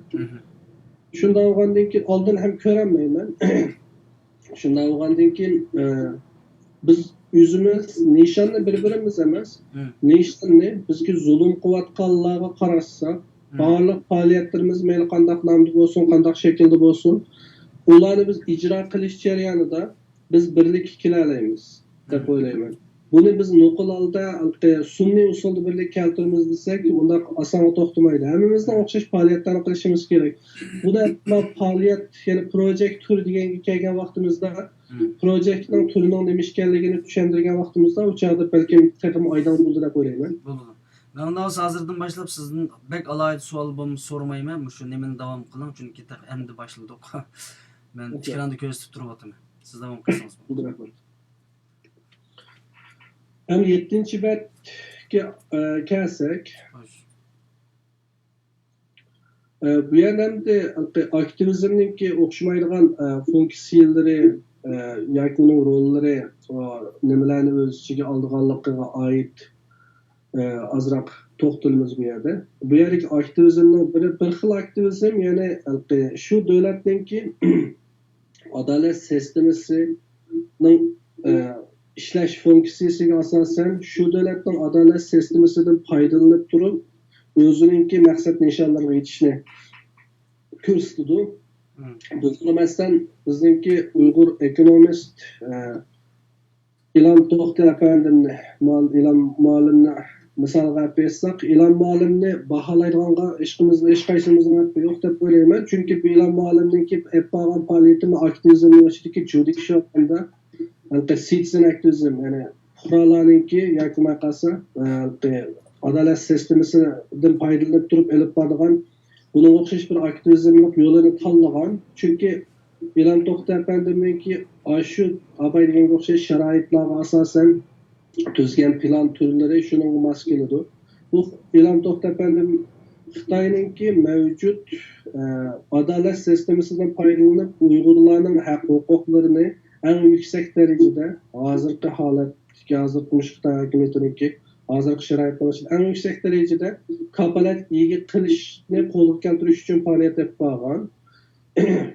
Bunga o'xshash faoliyatlar shu davlatning ishida turib bo'ladi. Yana birisi, ya'ni nima deymiz, muhit, ekologik muhitlarni qo'g'dashga oid olib berilgan faoliyatlar. Bununla ait faaliyet qilayotgan Uyg'urlarni ya Uyg'ur tashkilotlarini hozirgacha bilmaydi ekanman. Masalan, to'g'riqlarni qo'g'dash, Tarim daryosining tuanka qimir suvlarning qurib ketishi, yoki qolsa Xitoyningki bo'ziya o'zlashtirish armiyalarining Uyg'urlarningki yashayotgan doiraningki ekologik muhitini buzganligi Xitoy hakimiyeti Sharq Turkiston'ı besib olgandan toki hozirgacha qancha Sharq Turkistondagi qancha turli hayvonning naslini qurib ketganligi, hozir nasl qurib ketish oldida turayotgan hayvonlar va gul-giyohlar, baliq turlari yoki ko'llarning qurib ketishi deganga o'xshash, shunga o'xshash muhit asrashga oid barliq faoliyatlarni nishon qilgan holatda shuni qismda masalan Tarim daryosini qo'g'dab qolamiz deb bir tashkilot bo'lsa, u faqat Tarim daryosiningki oid qiladigan ishi birinchisi balki uchur yig'ib uni arxivlashtirish, undan keyin uni shu nishonga yetish, nishoni balki Tarim daryosining suyininki qurib ketmasligi, Bingtonninki, yana Bo'zyan o'zlashtirish armiyasiningki Tarim daryosining suyini xohlagancha ishlatishiga cheklim qo'yish, bu orqali Bingtonninki Uyg'ur rayonida yoki Sharq Turkistonda turayotgan Uyg'urlarning milliy manfaatlariga davomli ziyon yetkazishning oldini olish, bu balkim yondosh bir narsa bo'lishi mumkin. Bu yerda unutilgan olmay turiblar, shunga o'xshash bir faoliyatlarni olib borsa, faqat Tarim daryosining suyini qo'g'daymiz deb shunga o'xshash bir tashkilot bo'lsa, shuni markazlashsa, buni shu o'zininki shu turdagi shunga oid bir aktivizm bo'lib hisoblanadi. Bu ekologik muhit asrash xarakterdagi aktivizm. Masalan, bilimiz Shivsilik 16 yoshlik bir qizchaq bor, hozir Atlantik okeanni kesib o'tib Amerikaga yetib bordi. Men xabarda yaqinda diqqat qilib turibman. Shu qiz bolalarni muhit asrashga oid qilgan faoliyatlari, o'qish tashlash faoliyatlari orqali butun dunyoning diqqatini qo'zg'ab, hatto Nobel tinchlik mukofotiga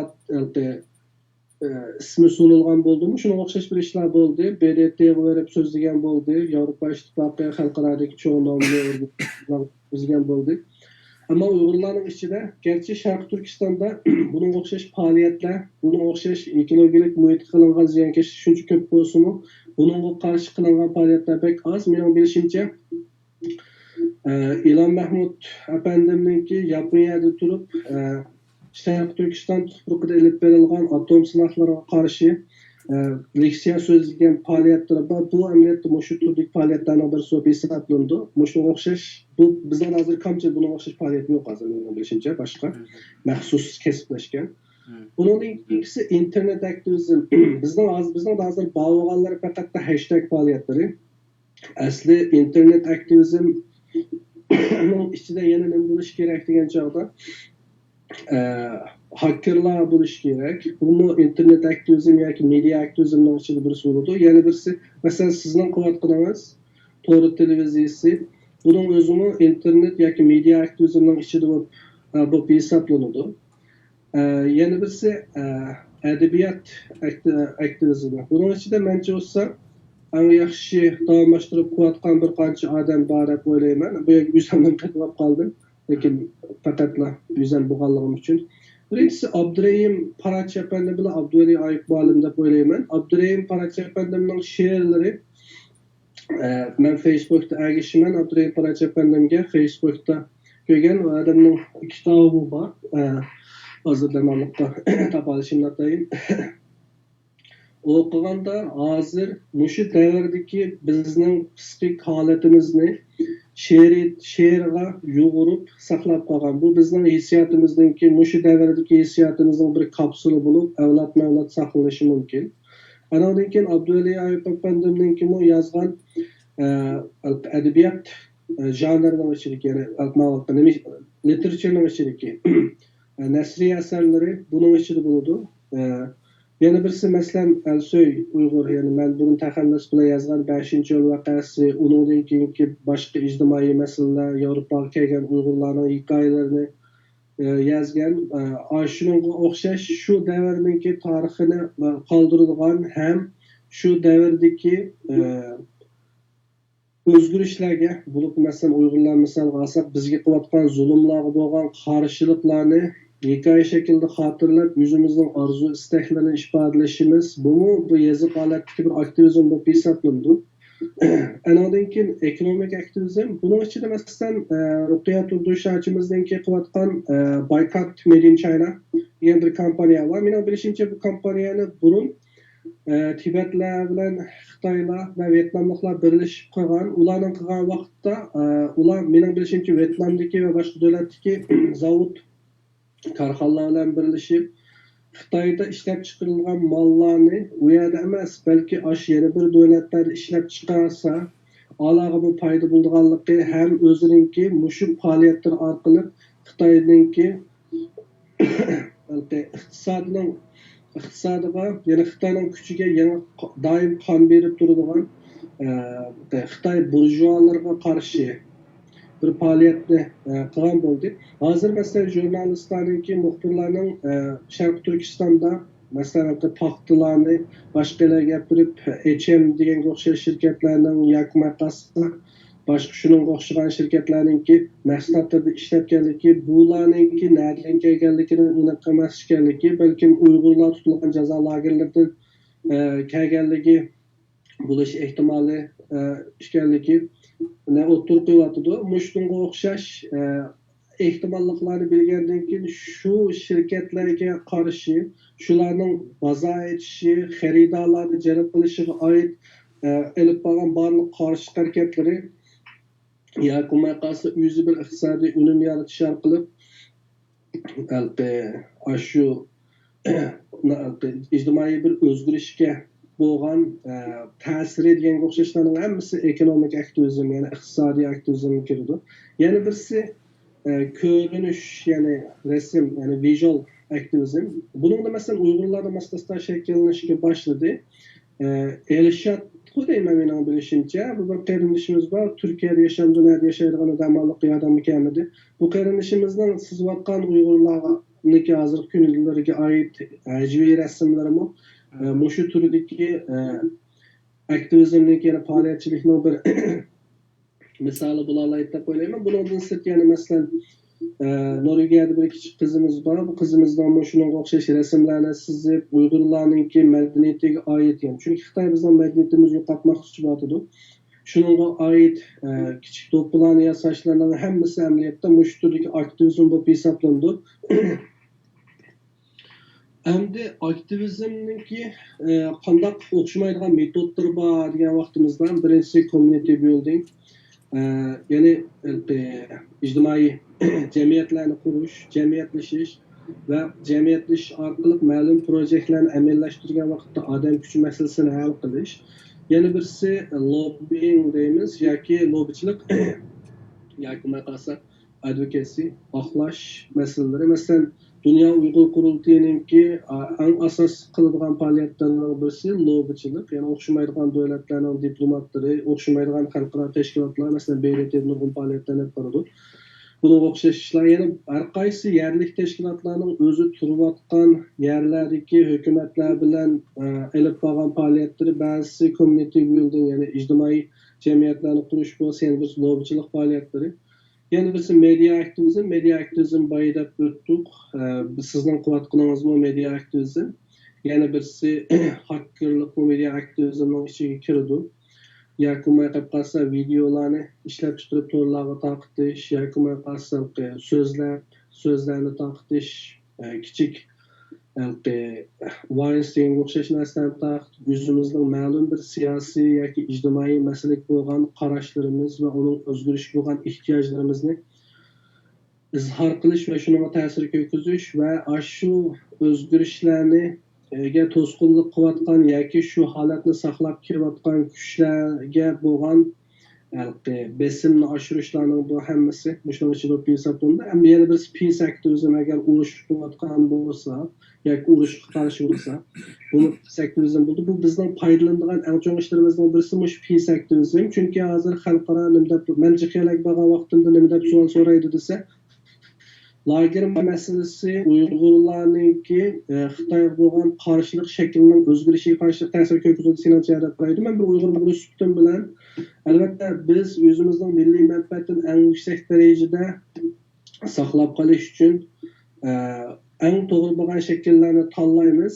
ammo bizning de birlikka ega bir o'rtaq bir harakat yoki maqsad butun millatni o'rtaq holatda tashkiliy holatda faoliyat qilib bora oladigan bir kuchli bir markaziy organning kamchiligi sababidan va bizning de education system yani ma'rif sistemininki bo'lmaganligi sababidan va medialarda xalq ta'siriga o'tkazish kuchimizninki ojiz bo'lganligi sababidan xalqni yetaklash o'xshamaydigan radikal ideyalarga bo'lgan qarshiligimizni haqiqiy turda elib berib o'zimizda shunga qarshi bir immun kuchini shakllantirish mumkinchiligimizning tuvan bo'lganligi sababidan balkim Xitoyninki hozir Uyg'urlar qilayotgan bu zulmi har bir Uyg'urning oilasiga ta'sir qilgan bir holatda Uyg'urlarninki qalbida umidsizlikdan kelib chiqqan nafratni shakllantirganligi Uyg'urga o'xshash qancha million nüfusi bir millatninki undaq oson yo'qolib ketmaydiganligi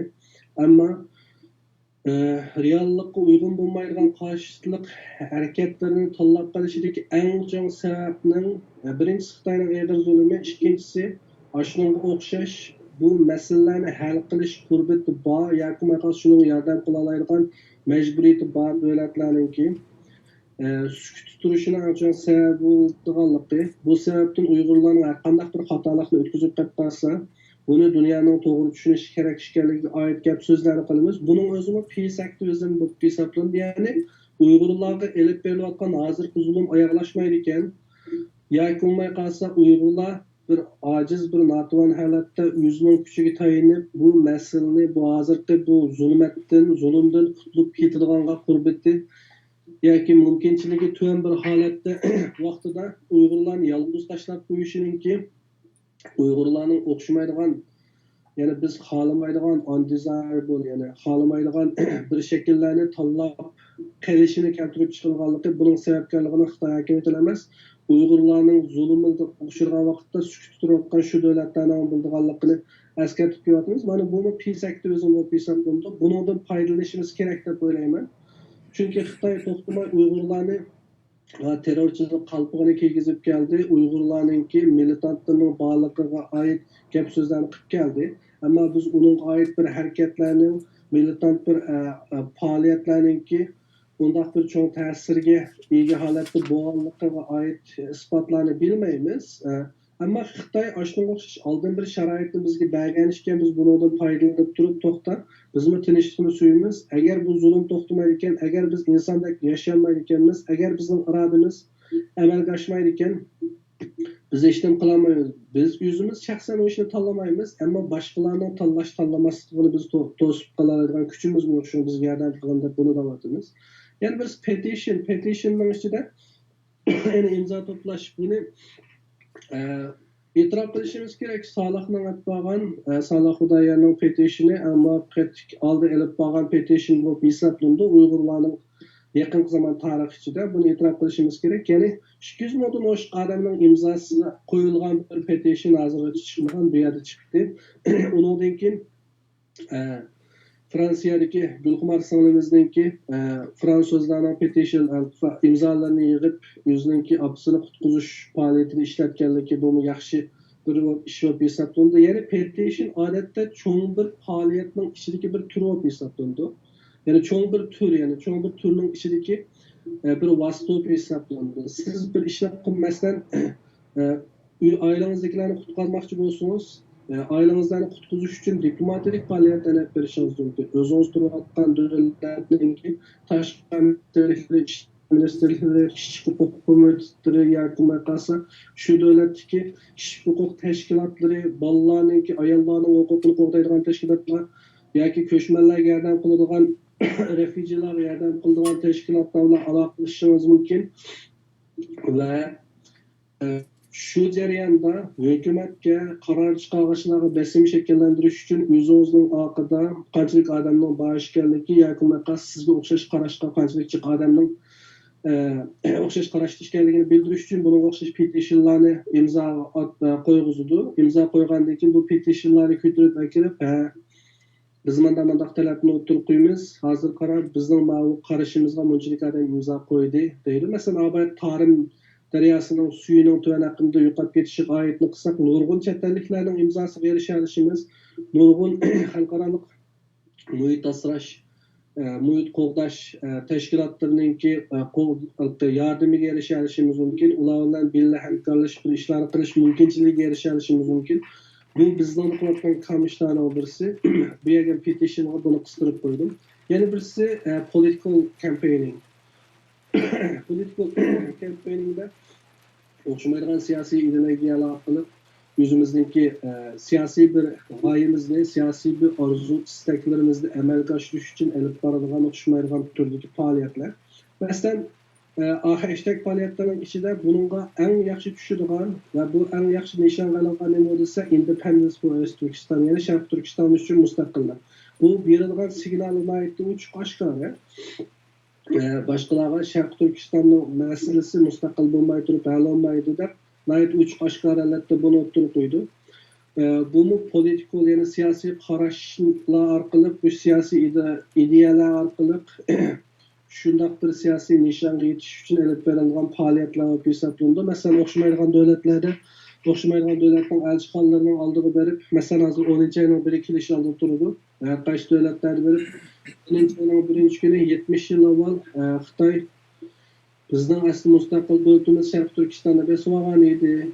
Bu biz 70 yil jarayonida Xitoyning bir qismi bo'lib yashatmay hech qanday bir insoniy qadr-qimmatga erishamadik. Hala bugungi kun kelgan chog'da millionlagan qarindoshlarimiz jazo lagerlarida. Bizning yashash huquqimizda emas, bir insonlik mavjudligimizmi xirisicha turyotidi. Bizda hozir irqiy qirg'inchilikning elib berilayotganlik ayet bevosita isbotimiz yo'q bo'lsa-mu, bundan bak ansiraymiz, chunki uni bo'lmayotganlikga oid hech qanday kuchga erishamaymiz. Agar undaq bir ish bo'lmayotgan bo'lsa, nima uchun Xitoy u jazo lagerlariga yoki maqasi atalmış tarbiyalash lagerlariga xalqaro muxbirlarningki o'ziga o'xshamaydigan qarashli odamlarning berib ko'rishini cheklaydi, nemishqa bizning urug' tuqqanlarimiz bilan aloqalashishimizni cheklaydi, nemishqa Sharq Turkiston tuprog'ida yoki maqasi Xinjiang Uyg'ur avtonom territoriyasining ichida shu joyning nopsidagi odamlarning pasport olib chatlarga chiqib erkin sayohat qilish cheklandi. 2017-yildan boshlab Sharq Turkistondagi Uyg'ur etnik gruppasiga ega etnik gruppa desam boshqalar bir narsa deyishi mumkin. Mayli, etnik bu siyosiy til bo'yicha aytgan chog'da Uyg'urlarga tava odamlardan qanchasi chiqdi? Bu 2016-yil, 2015-yildagi chatga chiqqanlarga nisbatlashtirgan chog'da qancha persent tushdi? Degan o'xshash sonliq materiallar orqali nurg'un narsalarni isbotlab ko'rgiza olamiz. Hamda propaganda desak, propagandada shu siyosiy ideya yoki maqab qolsam, abaydiga o'xshash o'zgarishga bo'lgan orzu xohishlarimizni to'xtamay tashviq qilib, shunga oid faoliyatlarning hammasini propaganda deymiz. Masalan, uningga o'xshamaydigan qarashlarni o'tirib qo'ymaymiz, faqat mushuli to'g'ri. Masalan, Sharq Turkistonda hozir undaq besimlar bo'ldi. Biz o'zimiz davlat qursak, Sharq Turkiston zaminida yashayotgan insonlarning hammasi farovonlikning ichida yashaydi. Buningga bizningki davlat qurish sistemimizning filosofiyamiz ma'vo avo degan o'xshash gaplarni qilib, ash narsani noyat chiroyli usulda ifodalasak, yaqin qilqasi Tarim daryosiniki misol olsak, Tarim daryosining atrofida qancha xil o'xshamaydigan yovvoyi giyohlarning o'sadiganligi qanchaligan masalan to'g'roqni misol olsak, Tarim daryosining tuyankakminiki suv to'xtab ketsa, to'g'roqlarning qurib ketadiganligi. Bunga o'xshash to'g'roqlarning dunyoning boshqa yerida yo'q ekanligi, bu to'g'roqlarda yashaydigan masalan toshqonlar deylik, dunyoning boshqa yerida yo'q bo'lsa, shunga o'xshash toshqonlarning mavjudligining xavf uchraydiganligi.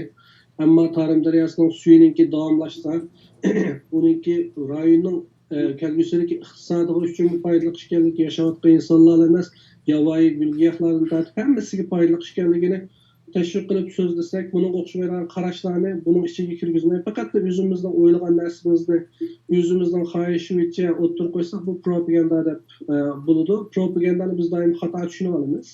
Propaganda xato, to'g'ri, negativ gap emas. Nima gap emas? Media bu hisoblanda, ammo medianing ichida qaratqulik kuchlik. Siyosiy qaratqulligi yoki maqasa ijtimoiy masalalarga bo'lgan qaratqulik kuchlik, bunga o'xshash tashviqot shaklini propaganda deydi. Ham Uyg'urlar biz hozirga chiqib kelayotgan bir faoliyat metodi nima desa protest, ya'ni yig'ilish yoki maqasa namoyish.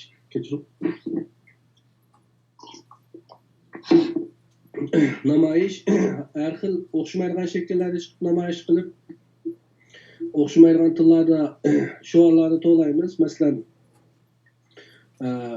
ba'zida voy Sharq Turkistondagi jazo lagerlari taqalsin deganga o'xshashlar yeridan mo'divatganlar bo'ldi. Bu cho'qim vaqirab chaqirishni yo'q. Protest deganning shakllari xillari yangi bo'ladi. Masalan, Yevropadagi nurg'un davlatlarda yig'ilish uchun 3 dan ozodam bo'lsa, o'zining siyosiy qarashlarini har qanday vaqt 24 soat o'tirib qo'ysa bo'laveradi. Buning uchun ijozat olishni yo'q. Masalan, Turkiyadagi o'xshash davlatlarda balki bir odam chiqsa ijozat olishi mumkin.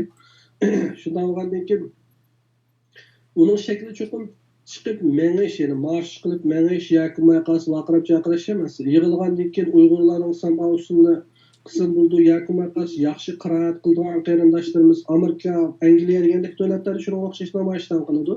Yaxshi qiroat qilganlar qiroat qilib o'zining yangrab ovoz orqali xalqlarni ta'sirlantirdi. Garchi xalqlar uni tushunmasin.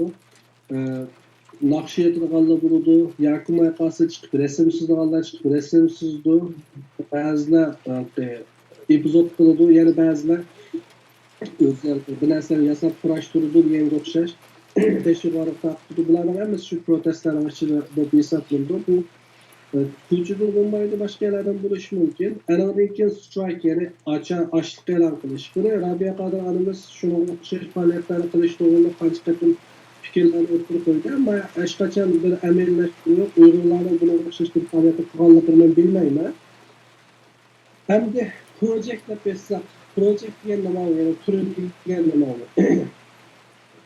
Deganimiz masalan abaqishlar ham shu project deb hisoblanadi.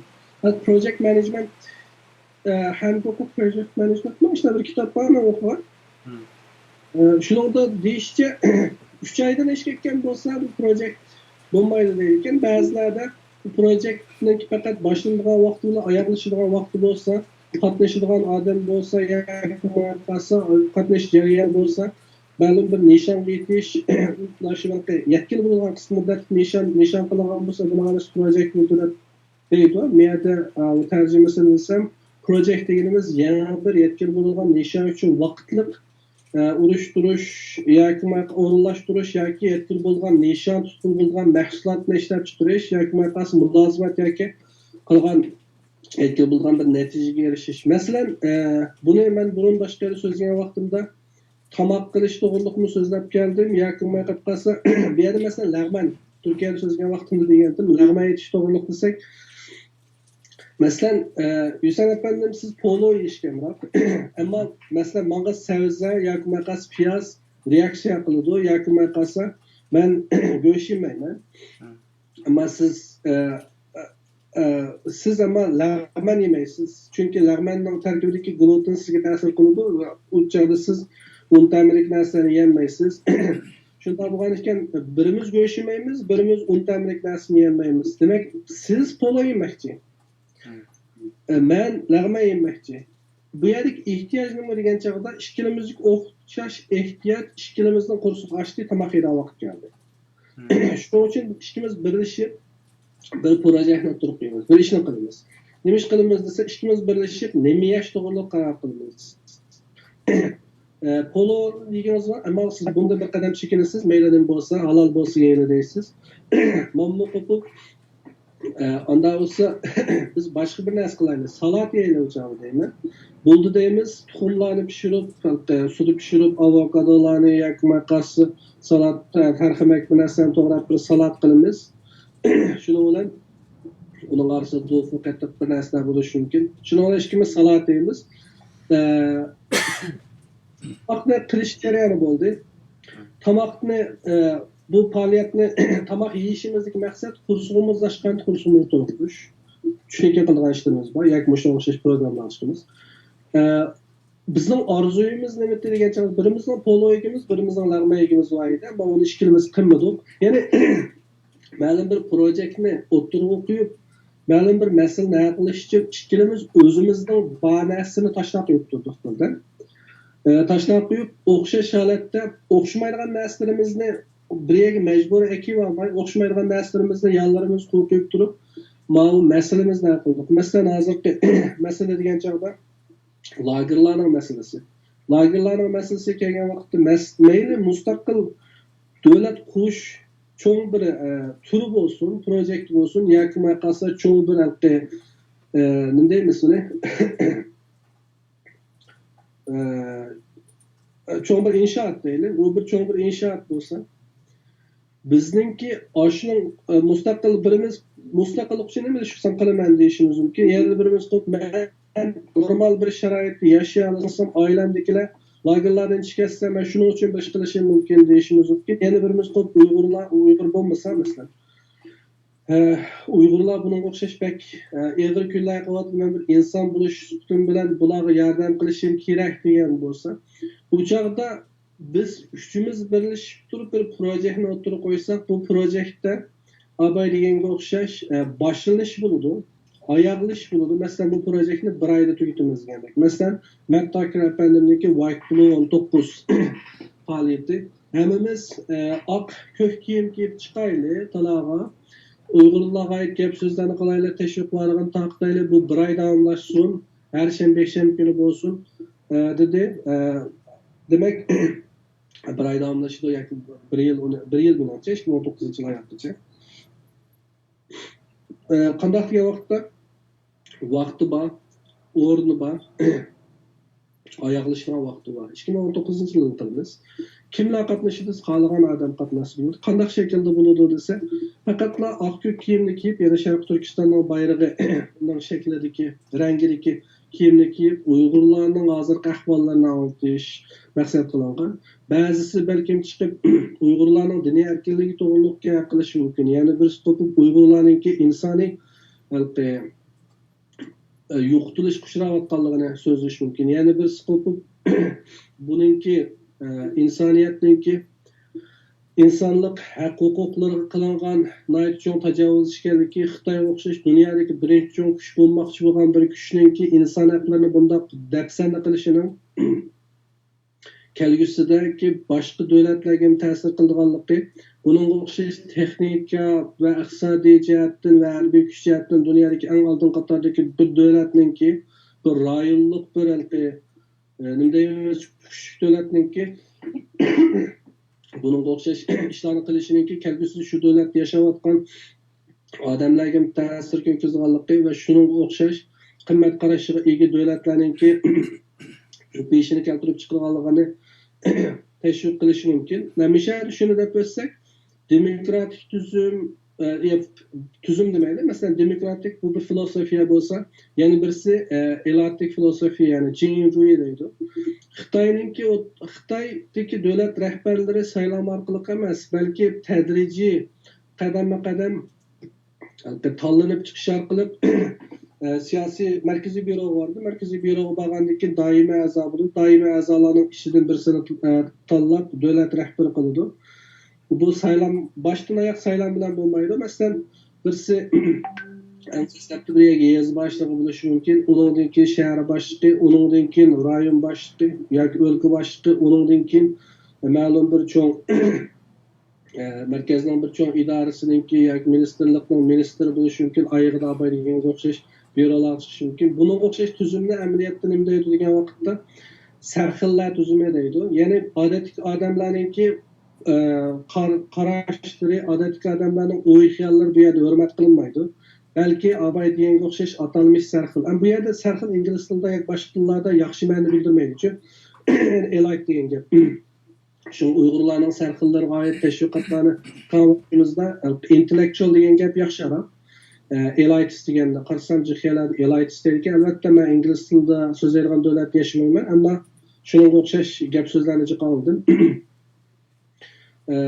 Shunda bo'lgandiki bu xil bir filosofiya g'aribningki insonlar, ya'ni individuallarningki o'zining tanlash, qarash huquqlariningki hurmat qilinishi ni asos qilgan bir filosofiya, ya'ni odam bilan odam barobar, har qanday bir odamningki o'zi yashayotgan doirada o'ziningki boshqarilishi yoki boshqarish sistemasining ichida o'zining vakilini turg'izish, o'zining sadosini shuning ichida oltish huquqi bor degan bu xil demokratik bir felsefeye karşı bir felsefe olup hesaplandı.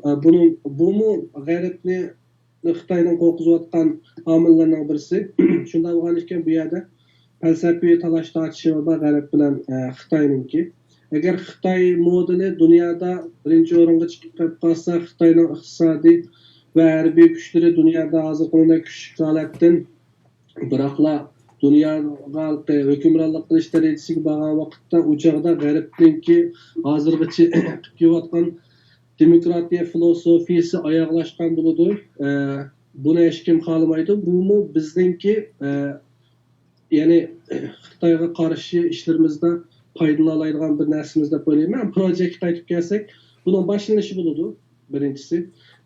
Anandan keyin buningda bir yangi bir narsani yoki maqasi aslik bor narsani o'zimizga manfaatimizga tegim uyg'un bo'lgan bir holatini keltirmoqchi ya bir natijaga erishmoqchi yoki buningda anandan keyin bu bir ideyadan shakllanadi. Ang oyog'ida buning boshlanishi, oyoqlashishi ma'lum vaqt, ma'lum bir natija bilan tamomlandi. Bu jarayonda o'xshamaydigan qarashdagi odamlarni meni polo egasi kelgan bo'lsin, meni lag'ma egasi kelgan bo'lsin, masala qursak qochdi. Bu yerdagi masala, negizlik masala qursaqni ochdi. Buni hal qilish kerak.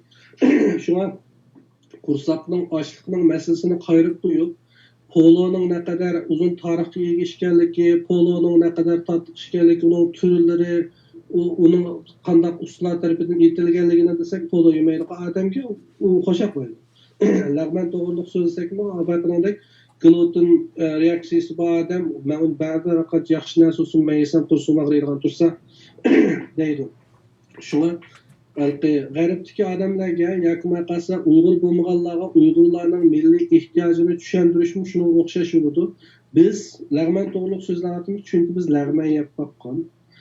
Biz davlatsiz yashab boqdik, shu biz davlat qurishning bizga nisbatan ne kadar muhim ekanligini bilamiz. Ammo azaldan davlat va bir haqqa bu to'g'riliqga haqsiniz, bu tushunib ketishni shu eng yaxshi tushunadigan bir shaklda tushuntirishimiz kerak. Oshunga o'xshash proyektlarni uşak projelerinin bir hiç desek, muşlun okşaş projelerden 100 bin olsa, 1 milyon olsa, belki 5 olası olsa, kaçılık ekitilganlığını okumayımız. Şarkı Türkistan devletinin kuruluşu yakın kas Uygurlarına tekrar bir yaxşı şarayet yaşaş ihtimallığını qo'lga keltirish mumkin.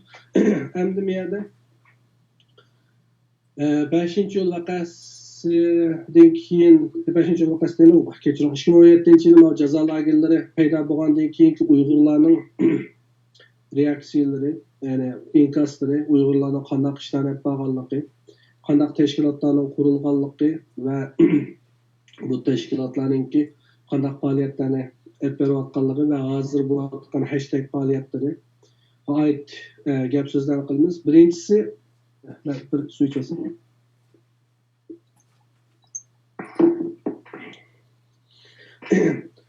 2017-yili 3-4 aydan boshlab Xitoyninki keng ko'lamda Uyg'urlarni asos qilgan holda Sharq Turkistondagi yerlik millatlarni tutqun qilganligini bildik. Bularning ichida nurg'un qozoq qarindoshlarimiz bor. Raskamli qilgan vaqtda bu masalani dunyoga eng dastlab anglatganlar qozoq qarindoshlarimiz. Serekcan Bilash qarindishimizdan Alloh rozi bo'lsin. Nurg'un jafolarni tortdi. Shu qarindishimiz boshchiligida Atyurt 2018-yilning 5-idan boshlab bularni o'tirg'a chiqardi. Undan keyin bizning yadida Abdurahmon Hasan efendimninki Istiqlol televiziyasida opamni aytayotganlar o'qilgan beray degan bu so'z orqali nurg'un qarindoshlarimiz ta'sirlangan bo'ldi. Undan keyin Dunyo Uyg'ur qurultiyining faoliyat namoyishi bo'ldi Bryusselda. Şu aralıkta mesela ben ve başka qarindoshlarimiz asla to'rga chiqib yüzümüzü aşkarlab, yüzümüzün ailesininki, ota-onasininki mushunga o'xshash voqealarga, ziyonkashliklarga uchraganligini aloqalashamayotganligimizni ochiqqa chiqardik. O'tganda New York Times'da muxbir bilan mening Facebook'imni boshdan oyoq tekshirsak, 2018-yil 1-oyda tunji qatam otam bilan qo'yilganligiga oid yoziq guvohlik berib ekanman. Ondan keyin tunulmagan bu aşk albatta jiq odamlar bilmaydi. Ondan keyin boshqa shunga o'xshash guvohliklarni beribmiz. Demak, manlar emas, nurg'un boshqa qarindoshlarimiz shu chog'da boshlab qildi. anadagi muxbirlarning ziyorat qilishlariga bo'ldik. Keyin jazo lagerida yetib chiqqan qarindoshlardan masalan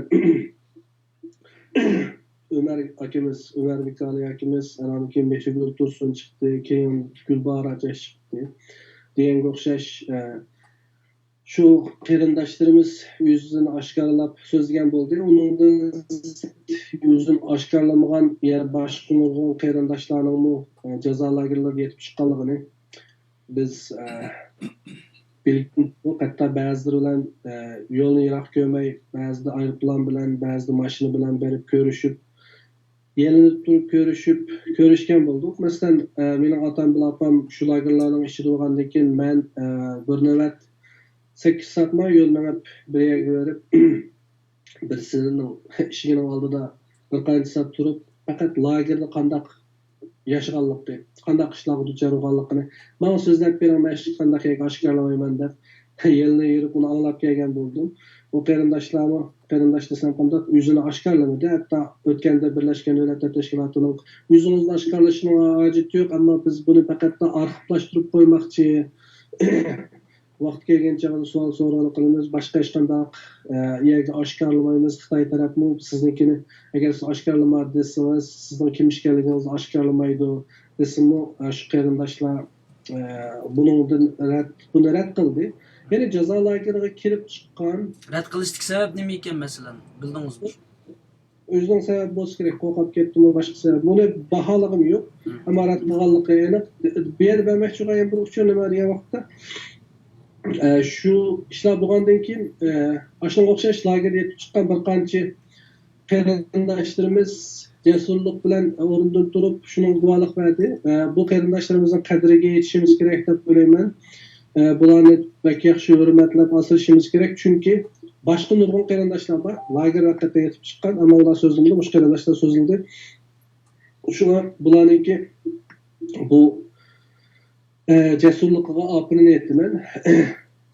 Anandan keyin nima ishlarni qildik degan vaqtda endi apa deganda kompaniyalar boshlandi. Kompaniyalarning birinchisi nima degan vaqtimda masalan bir ovoz bir qadam harakati mening yodimda qilishicha yilning 2018-yilning 5-ida Finlandiya Helsinki'da olib berildi, boshqa nurg'oyalarda olib berildi.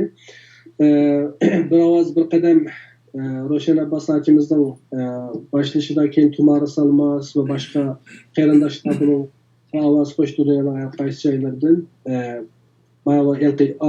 yangi kompaniyalarimiz, albatta Roshan Abbas akimiz burundan tortib Uyg'ur davosining ichida bor, ammo yangi bir shaklda bu joyda o'zi Dunyo Uyg'ur qurultiyining nomidan emas, balki o'zining shaxsiy nomidan bu faoliyatni olib borgan bo'ldi. Anadan keyin Soliq Xudoyar chiqdi. Mayli Soliqniki qarashlari nima qo'llanmay Soliqniki nimasi qanday qilishini qat'iy nazar shuni e'tirof qilishimiz kerak. Soliqniki Oqsaroyning oldida va Capitol Hillning oldida uzoq muddatli damash elib berishi Uyg'urlarga ayni vaqtda nurg'un umidlanib keldi, nurg'un yaxshi bir model bo'ldi. Buning o'zim bir yaxshi to'y proyekt, ya'ni shahar namoyish qilib boshlanishi bor, yog'ilishi bor, nishondan aytdingni.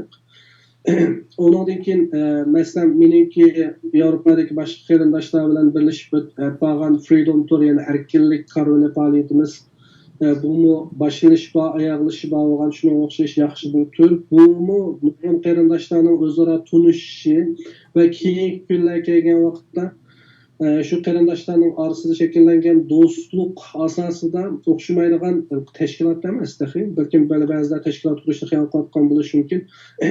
Shunga o'xshash bir ijtimoiy munosabat to'rining shakllanishiga aytib bir yaxshi sabab bo'ldi. Bu faoliyatni olib berishimizning eng chong sabablaridan birisi edi. Anadan keyin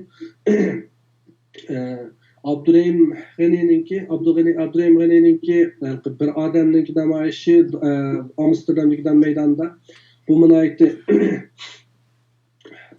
yaxshi proyekt hozirgacha davomlashib keldi. Ya'ni jazo lagerlari bo'lgandan keyin bo'lgan faoliyatlarning birisi, keyingi dastlabdan boshlab bo'lgan guvohlik videolari, uni yig'ish jarayoni bo'lsin. Masalan, Abdurahmon Hasanninki bu jarayonda qo'shgan tuhfasiga men undan keyin qanday qish bo'lgan bo'lishini qat'iy nazar ko'z yumsab qo'ymaydi. Mening bilishimcha $100 $30 ming pulni Aşı guvalık belgelerge bazıları $100'dan, bazıları $200'dan taqatqan işler bolğanken bunun oxşaş fidakarlıklarını qilgan, meyli özününki şəraitli, özününki biliş dairesi, alğan marif tərbiyesi və başqa səbəblər tüpəydən ki, nurgun məsələlərdə oxşamaydigan qaraşlarga ega bolğan bolsaqmı, bu qilgan işlərə göz yumsaq bolmaydı.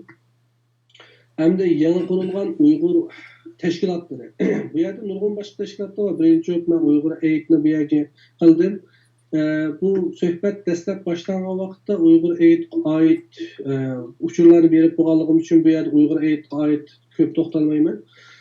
Bu yerde toxtaldığını mesela en çoğun en hazırgı şekillengen şu yanıt kurgan teşkilatlarının içinde toxtumay oxşamaydigan kampanya turlarını kılıp faaliyet etip berip ve özününki burundan tartip siyasi faaliyet olsun ya ki Uygur aktivizm işlerde olsun yakınlayan tecrübeleri ve özününki hayatıda ve hizmet tarihideki yaratkan krediti yani ne işletiş arkalık bu yaxşı faaliyetlerine akber olkan Roşen Abbas açımız var. Roşen Abbas açımız başlık bu Campaigns for Uygur yani Uygurlar üçün faaliyet diyen bu teşkilat nait yaxşı faaliyetlerine hep bari hazırgıç devam kılatıdı. Benim bilişimce bu Uygurlar'ın hazır kurulgan yan teşkilatlarının içindeki en küçük teşkilatlarının birisi. Onun keyingisi Milli Uygur İş Hareketi. Meyli sağlıkka benim şahsi karışımın kandak buluşunun qat'i nazar, sağlıkның manga şahsi karışımın kandak buluşunun qat'i nazar, sağlıkның ki bu teşkilatının hazırgıcı terakki qilib müşeye kirişi ve özününki oxşamaydigan bir uslupda, oxşamaydigan bir şekilde hazırgıç faaliyetlerini devam qilib, Şarkı Türkistan'a müstakillikten başka çıkış yolu yok. Başka faaliyetlerin hemmesi bizim kılgan işimiz var. Fakat müstakillik usul iş kılmayız deyilgan bir şuarın aslında faaliyetlerin devam qilib kelişi bu mu? Abay degenge o'xshash o'zininki shuarga o'zininki shuar desam bu yer boshqa emas agenda inglizcha nishoniga sodiq holatda faoliyatini davom qilib kelganliginiki bir yaxshi ulgu so'p hisoblandi. Ammo boshqalarga hujum qilgan yoki boshqalarga o'xshamaydigan qarashlarga tolerant bo'lolmaslik deganga o'xshash shaxsiy ishlari bu balkim diplomatiyalik masalalarni tug'dirgan bo'lishi mumkin. Shunday bo'lgandan keyin rasga yaqqan vaqtda bu teşkilatınınki şuarları bizga shunday yaxshimi? Ba'zi shaxsiy sabablar tufayli ba'zi qarindoshlarning yoqtirmaydiganligini aytgan. Yana birisi Mayak hareketi, Mayak Foundation. Bu teşkilatning tizim qoldirgan, alammaganligini bilmayman, ammo bu teşkilatni 2017-yildan boshlab asosiy Turkiyadagi qilgan qarindoshlarga moddiy va iqtisodiy jihatdan boshqalarning kelgan yordamlarini yetkazishga bir ko'rikli rol o'ynayotganligini bilamiz. Bu tashkilotning aktiv faoliyat qilayotgan tashkilotlarning birisi. Buning nishoni Abay deganga o'xshash Dubai muloqot xarakterini oldi. Yana birisi Tayyip'in başçılığında kurulgan Uygur agentligi xabarlarni masalan İngilizce'deki xabarlarni dastlabki yardım qilish Uyg'urchaga tarjima qilib Uyg'urlarga yetkazgan bo'ldi. Undan keyin Uyg'urchadagi xabarlarni İngilizce'ga tarjima qilib uchur chiqarish bo'ldi. Yana dastlabki sirtdagi uchurlarni Uyg'urlarning ichiga tortish bo'lsa, keyin Uyg'urlarning ichidagi uchurlarni sirtga tortish bo'ldi. Uyg'urlarning ashunga o'xshash bir yani nevis yani xabar agentligi bo'lishi kerak. Yani aslida bunga o'xshash bir boşluqni to'ldirgan bo'ldi. Mushu turdagi faoliyatlarni hozir davomli qilib beryapti. Mening bilishimcha, hozir Uyg'urcha, inglizcha, xitoycha, turkcha, arabcha tillarda tarjima qilyapti. Ispanchasi bor, ammo rost gapni qilgan vaqtimizda bu yerdagi hozir 16-marta sizga demaylar. Siz to'g'ri qilgan bo'ldingiz. Uygur agentligining masalasini endi Amma teşkilatlarınki bir meselesi nima degan vaqtimizda Bayriyanga o'xshash biz teşkilatlar yangi qurilgan birisi bizni qo'llaydigan davlatlar yo'qchu bizga qanchada. Shunda bo'lgandan keyin bu o'xshamaydigan fondlardan iqtisodiy masalalarni hal qilish yoki bo'lmasa bu odam kuchiga turib xizmatlarni berish uchun odam kuch masalalarini hal qilish degandek nurg'un qiyinchiliklarni hal qilish to'g'ri keladi. Mushu masalan Uygurlar üçün fəaliyyət olsun, Roşançımızın, Tahirəminin olsun, hazırlıqçı bir oxşaş fəaliyyətlərə davamlıq elib berilishi haqiqatan güclü bir irada tələb qıldı. Bizəm doğruluq yapmay, mən aslında yaxsın, mən psixologik cəhətdən olsun, nurgun cəhətdən, nurgun eğri besimlərə duç gəldi. Buna oxşaş fəaliyyətlərlə qilish jarayonida. Həm 17-si kelsək, bu yeni qurulğan təşkilatlar bilan aslında bağ bolğan təşkilatların arasındakı münasibətini desək, aslında bağ bolğan təşkilatlarını məsələn çoğun cəhətdən çoğunğa aldım. Çünki Dünya Uyghur Qurultayı'nınki da Seyit Tümtürk akimizdinki, Rabia Kadir anımızdinki keyinki vaqtdan ayrılıp çıqqanlığı ve buların texi yeni bir küçük halatda çıqqanlığı bir yeni iş olğanlığı üçün bunu bir yerde eskertip ötmedim. Şundan olğandan keyin faqat 3 halatda qıldım. Birinci Dünya Uyghur Qurultayı, yeni birisi Ma'rif ve Hemkarlık Teşkilatı. Bu ikisinin arasında gerçi teşkil cihetten yukarı tüvenlik, hükümet kasbaş münasebet bulmadan bilen özlere yakın münasebeti bağlılık emimizge ayan. Hem bu iki teşkilat Uygurlarının en vekil karakterlik en çoğun teşkilatları olup hesaplandı. Bunun sırf üçüncü bir çoğun teşkilat neymi diyen vakitte meyli halayla hanımayla Şarkı Türkistan sürgün hükümeti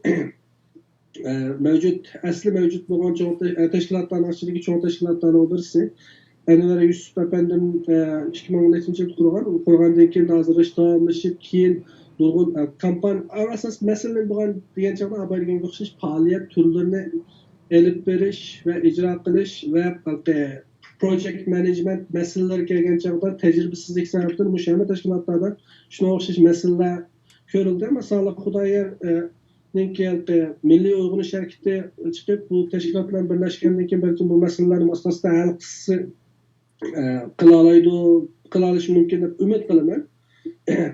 Hamda shuni e'tirof qilishimiz kerak, bu tashkilotlarning orasida asli bir-birisiga dushmanlik, bir-birisini nima qilish bo'lmasligi kerak.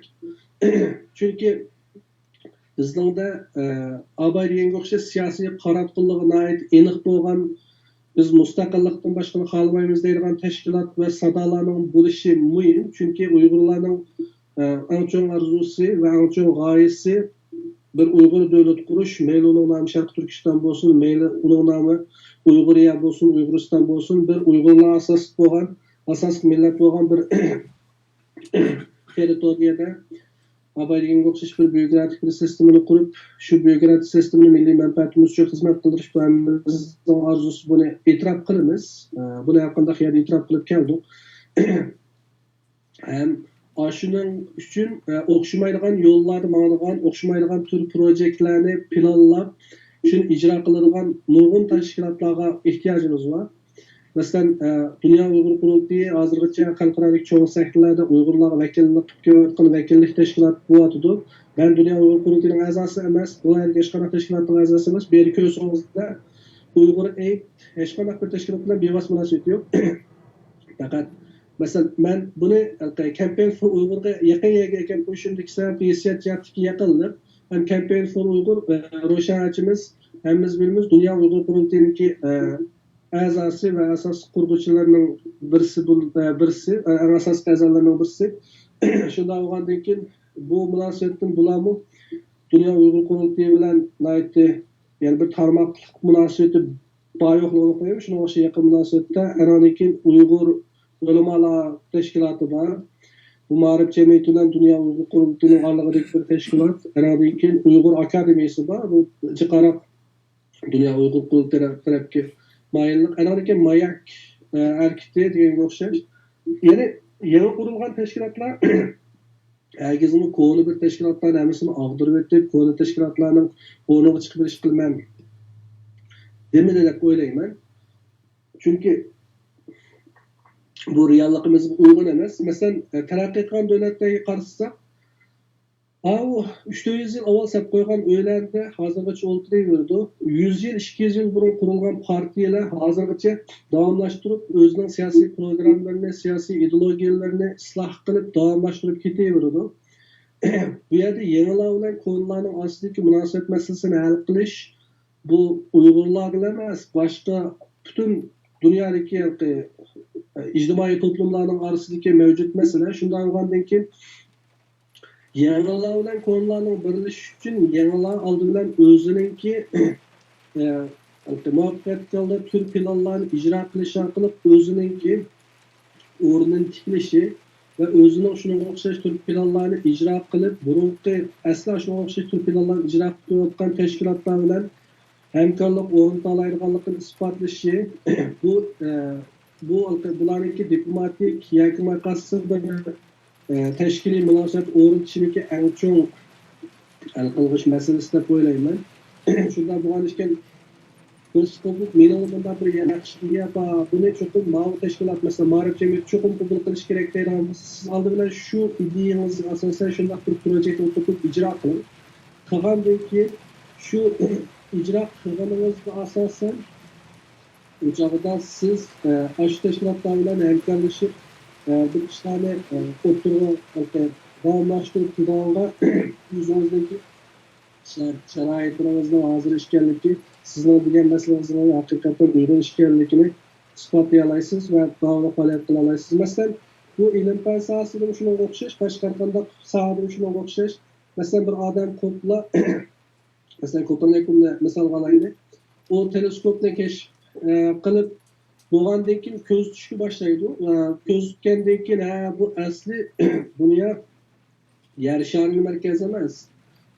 Şumisi quyosh sistemasidagi boshqa planetlar quyoshni markaz qilib aylanadigan degan bir ideyani bu qo'ydi va shuningki isbotini masalan ilmiy holatda o'tirib qo'ydi. Shunday bo'lgan ekan u qarashning to'g'ri yoki xato ekanligini siz o'zingizning shu faoliyat projektlarini qilib ijro qilish jarayonida birisi o'zingizning iqtidor talantini joriy qildirsiz, ikkinchisi sizning o'tirib qo'ygan ideyangizni haqiqatan amalga uyg'un yoki emasligini bilasiz. Shunga boshqalar to'g'riliq hukm qilish yoki boshqalarniki qilayotgan ishini to'g'ri xato deb baho berishning asosiy sababini o'zimizningki o'y xayollari bo'lsa, u o'y xayollarimizning to'g'ri ekanligini isbotlashimiz kerak. Bu deganim boshqalar baho bersangiz bo'lmaydi deganlik emas. Albatta hamma hech qanday narsa mukammal emas. Baholanib turishga har qanday odamning ehtiyoji bor. Ammo rostga aytganda Uyg'urlarning hech qanday bir tashkiloti Abay deganga o'xshash xalqninki bir ovoz bir bilat bilan saylashidan kelib chiqqan emas. Uyg'urlar hech qanday bir tashkiloti xalqning har oyda to'layotgan boj yoki badal puldan aylanayotgan emas. Shunday bo'lgan ekan, siz tashkiliy qurilmaning ichida emaskansiz, tashkiliy qurilmaning ichidagi masalalarni sizga boshqalarning oshkorlashininki u bir byurokratik bir sistemning ichida qabul bo'lmaydigan yoki u cheklanadigan masala ekanligini bilishingiz va to'g'ri tushunishingiz umid qilaman. Shunday bo'lgandan keyin Uyg'ur aytning ichidagi masalalarni Uyg'ur aytning a'zolarimi o'xshamaydigan projektlarning qanday bir bosqichga kelganligini o'zlari bilmaydi. Shunday bo'lgandan keyin biz oshkorlamaymiz, maxfiyatlik va unsiz oshkorlik ba'zi projektlarning muvaffaqiyat qozonishi va mag'lub bo'lishini keltirib chiqardi. Shu qarindoshlarning to'g'ri tushunishini umid qilaman. Hamda hashtaglarga kelsak, birinchisiga eng muvaffaqiyat qozongan hashtag faoliyatlarning birisi #MeTooUyghur. Chunki MeTooUyghur chiqqandan keyin 24 soatning ichida qancha 100 tal, 300 tal, 400 tal maqola e'lon qilingan. Hozirgacha MeTooUyghur faoliyati orqali nurg'un qarindoshlar bu faoliyatga qo'shilib o'zlarininki qarindoshlarininki beshir kelgan zulmlarni dunyoga anglitishga bir sharoit hozirlandi. Ammo nurg'un sabablar tufayli biz bu faoliyatni davomlashtirishni to'xtatib qo'ydik. Buning sababi balki mendan sabab bo'lishi mumkin, boshqalardan sabab bo'lishi mumkin. Buning o'xshash muvaffaqiyat qozongan faoliyatlarni mayli u Abdurahmon Hasan qo'zg'agan bo'lsin, yoki Zumrat Tursun qo'zg'agan bo'lsin, yoki boshqa birisi qo'zg'agan bo'lsin, kimning qo'zg'agan bo'lishidan qat'iy nazar buni davomlashtirishimiz kerak. Bu yerda shuni desak, masalan, Independence for Turkiston degan MeTooUyghurga qarshi olib berilgan faoliyat, ammo buningki nishoni Sharq Turkistonning mustaqillik uchun Sharq Turkistonliklarning sadosini boshqalar anglitish bo'lgan. Shunday bo'lgandan keyin hatto bizningki Uyg'ur Aid'ning faoliyatlarida to'g'ri ishlatgan hashtaglarga qarasangizda Twitterda biz buni ishlatib keldik hozirgacha. Bizga qarshi olib berilgan faoliyat bo'lsin. Ya'ni o'zimizning shaxsiy hissiyotida qayırıp özümüzün milli menfaatini birinci o'ringa qo'ya olgan vaqtimizda, boshqalarga hukm qilmay projektlarga sodiq bo'lgan vaqtimizda, o'zimizning tashkilotning agendalarga, ya'ni shuarlarga sodiq bo'lgan vaqtimizda biz tag'im yaxshi birlikda harakat qila olamiz.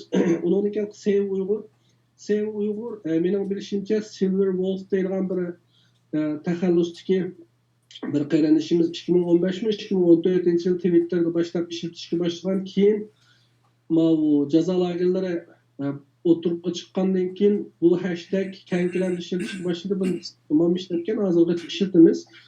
Andan keyin o'tganda boshlagan ular sansir emas Shulardan Uyg'urchisini deb o'tib ketsangiz ham yaxshi. Bu Meto Uyg'urni bilamiz, Manmu Uyg'ur, ikkinchisi Uyg'urlarni qutqizinglar.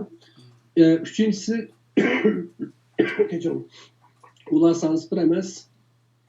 Çünkü mesela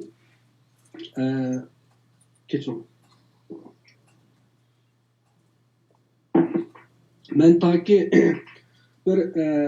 bir Yahudiler bilan görüşüp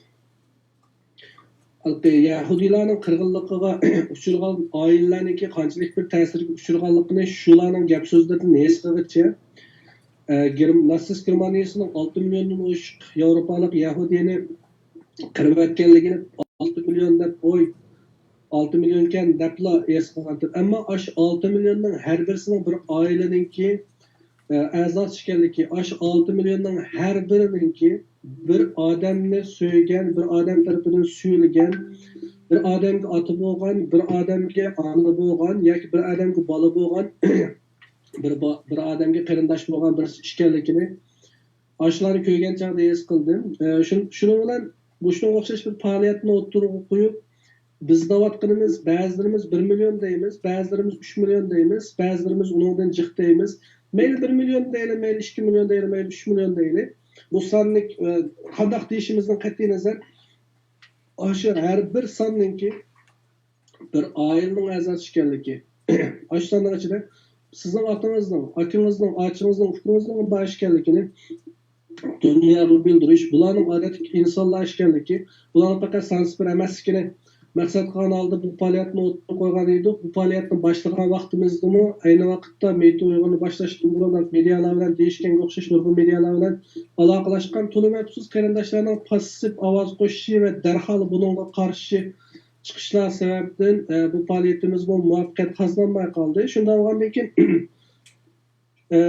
yana bir yerda qistirib o'tsam, bir projekt uning boshlanishi bo'ldi, oyoqlashi bo'ldi. U cho'qim sizningki o'ylaganingizdak bo'lishi notayin. Ammo uningki boshlanish, oyoqlashi, uningga qatilmaslik orqali ancha noroziligimiz ifodasingiz bo'ldi. Chunki buningki nishoni bizga zulm qilayotgan Xitoyga qarshi elib berilganligi uchun nurg'un faoliyatlarni biz garchi xohlab ketmasak, bu masalan Nabijon akam elib berayotgan hozir Xitoy bayrog'ini ko'ydirish faoliyati mening qatilgan, ammo men qatilsam meningki hozirgacha tikilgan obrazimga, ya'ni Uyg'urlar orasidagi emas, boshqalarning orasidagi bu nafratlanmaydi, bu g'azablanadi, ammo nafratlanmaydi deydigan bir obrazimni yo'qotib qo'yman.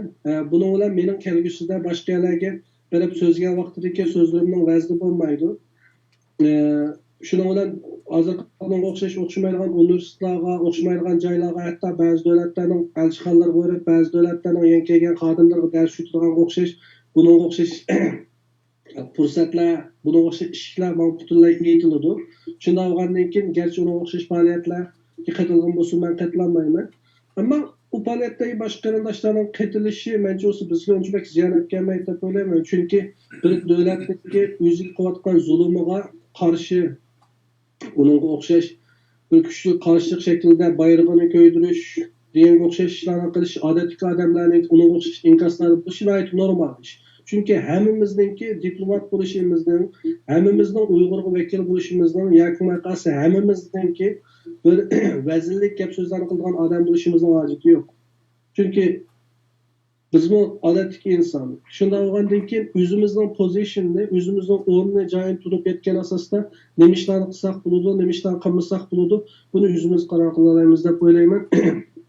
Andan keyin Bahram sintash qarindishimizningki 90% deysan 90% deganing to'g'rimi? Unda 90% biz isbotlab degan faoliyati bu shu bo'lgan yaxshi faoliyatlarning birisi buning qarindoshlarninki aktiv bilan qatnashishi aslida kerak edi, ammo nurg'un qarindoshlar balkim Bahramning diniy masalalarga yoki ba'zi masalalarga kelgan chog'da o'zining o'y fikrlarini yalang'och holatda o'ttirib qo'yganligi uchun buning bo'lgan shaxsiy noroziligidan buni qaytarmadi.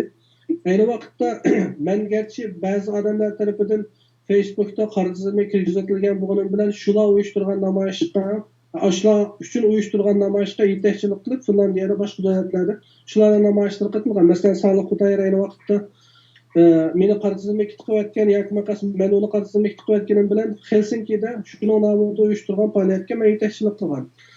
U shaxsiy o'y qarashlarimizni o'xshamasligi bizningki millat uchun qo'shishimiz uchun bir projektlarni birga kelishimizga to'salg'iliq bo'lsa, bu milliy manfaatimizga qilingan xiyonat deb hisoblanadi.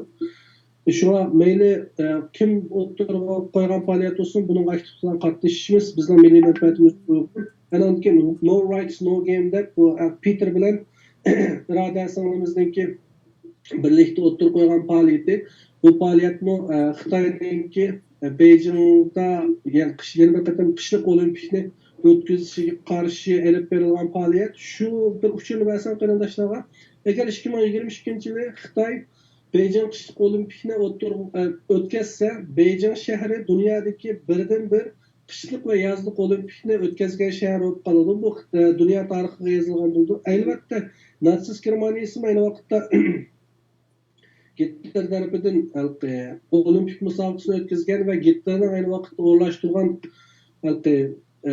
olimpik musobaqasi, bu zal hamma narsalari uningdan burun qilgan nurg'un faoliyat olimpik o'yininki faoliyatiningki eng yaxshi deb berilgan deb baholangan ayni vaqtlarda balkim Xitoyning yapgan faoliyatlarim shundoq baholab o'tirib kelgisi shundoq baholanishi mumkin, ammo buningga shunga o'xshash qaratqiliq kuchlik bo'lgan faoliyatlar orqali to'sqinlik qilish hammamizning majburiyati, hechimiz insonlik majburiyatimiz deb o'ylayman. Ammo ostidagisi bu ruqyachimiz deb qolgan Boycott China yoki Boycott Made in China faoliyati. Andan keyin Independence for Turkiston deb bu hozirgacha qilayotgan hashtaglar, bu hashtaglardan sirt yana nurg'un boshqa hashtaglar bor. Bu hashtaglarning qarindoshlarning qo'llanib shunga munosabatlik narsalarga buni ishlatishini qarindoshimizlar durustlik bilan to'g'richilikni so'rayman. Hozir olib berayotgan kompaniyalar, faoliyatlar va o'zgarishlar degan vaqtimizda birinchisi to'g'ri deb berayotgan faoliyatlar aslida qanchaqada Xitoychilikka ko'nik taqtis qahramon deymiz. Ko'nik taqtis qahramonlikmi faoliyatchilikning bir turi, ammo buningki qanday bir shaklda olib berilishi bog'liq albatta. Yani bunun da birincisi hashtag faoliyatlarını hep beryapmiz. Yana birisi mesela meni videolarga chiqib qarindoshlar o'zlarining o'y fikrlarini so'zlashim yoki boshqa qarindoshlarning o'y fikrlarini so'zlashim va qarindoshlarningki meni guvohlik videolari bo'lsin yoki boshqa faoliyatlar bo'lsin aktiv bilan qatnashishini tashabbus qilishlarimizdan hammasini shunga o'xshash avam xalqninki umumiy jihatdan bu milliy qutulish harakatimizga qatilishiga rag'batlantirish faoliyatlari bo'lib hisoblanadi. Yana birisi to'g'rilar olib berilayotgan petitionlar bor. Andan keyin Uyg'urlar uchun hesdashlik qilib Uyg'urlar bilan birlikni ifodalab etgan faoliyatlar bor. Ayni vaqtda 25 davlatdan olib qolgan faoliyati buni men to'g'ri o'zgan edim. Harvard universitetidan tortib Shveysariyadagi Lund universitetigacha, Helsinki universitetiga huquq qo'yman, Angliyadagi Cambridgedan tortib Liberty universitetigacha, anaqi nurg'un 20 necha davlatdagi universitetlarda bo'ldi bu faoliyat. Buningda Aziz Iso akamizningki yangi ishlagan filmi qo'yildi. Uni qo'yildi. Andan keyin mening so'zlagan yarim soatlik naq maydonda so'zlagan nutqim oltildi. Bu Uyg'ur bo'lmaganlarningki olib berayotgan faoliyatlari. Yana birisi biz o'zimizning olib borgan shunga o'xshash faoliyatlar bor. O'tganda ma'lum bir ijtimoiy to'plamningki shunga o'xshash bir faoliyatga qatnashib, shu yerda Uyg'urlarga so'zlagan bo'ldik. Bu Uyg'ur bo'lmaganlarningki Uyg'urlarga bo'lgan istash qilish ifodalash uchun olib borgan faoliyatlari. hem Uygurların muştun okşaş faaliyetlerine elip bası buludu. İnterneti bolsun, yakımay kas başkaları bolsun. Ondan keyin muşu solidarity eventlerini biz Hong Kongluklarga yakımay kasa Xitoy Komünist Partiyasının zulümü uçurayotgan başka her qanday bir toplumga bo'lgan istaşlığımızı ifade bunun o'xshash faoliyatlarni mayli namoyishlar bo'lsin yoki yig'ilishlar bo'lsin, uchur berishlar bo'lsin, buni qilsa bizningki xalqarodagi tunilishimiz kuchli bo'ladi. Bizning u qadar shaxsiyatchi emas ekanligimiz, bizning insoniyligimizning kuchli ekanligi, bizning Xitoy deyotganga o'xshash undaqangi yovvoyi vahshiy emas ekanligimizni isbotlaydigan yaxshi bir ish. Ya'ni o'zimizning insonligini boshqalarga ko'rsatishimiz kerak. Ba'zi chaqlar es tuyg'ularimizni ifoda etsak, buni aytib normal. Masalan, ba'zi chaqlarda azoblanganligimizni, ba'zi chaqlarda tushkunlashganligimizni ifoda etishimiz normal. Chunki biz mashina emas, biz bir byurokratik sistemaning ichida yashayotgan ya byurokratik sistemaning bir tarmog'i bo'lgan odamlar emas. Shunda bo'lgandan keyin hammamiz normallarga ifoda etsak bo'ldi. Masalan, siz bir oddiy inson bo'lib chiqdingiz bilan ota-onangizga bo'lgan sevginchingizni ifodalab yazsanız başkalar bizdeki ne kadar azaplanayotganligimizni his qiladi. Yana birisi Hong Kongluklarga elib berilgan shu bostirishlarni ko'rib bizning cho'chiganligimiz, bizningki dunyoning nazaridan yiroqqa turayotgan qarindoshlarimizning qanday bir zulmlarga uchrayotganligini tasavvur qilolmay azoblanganligimizni dunyoga bildirishimiz.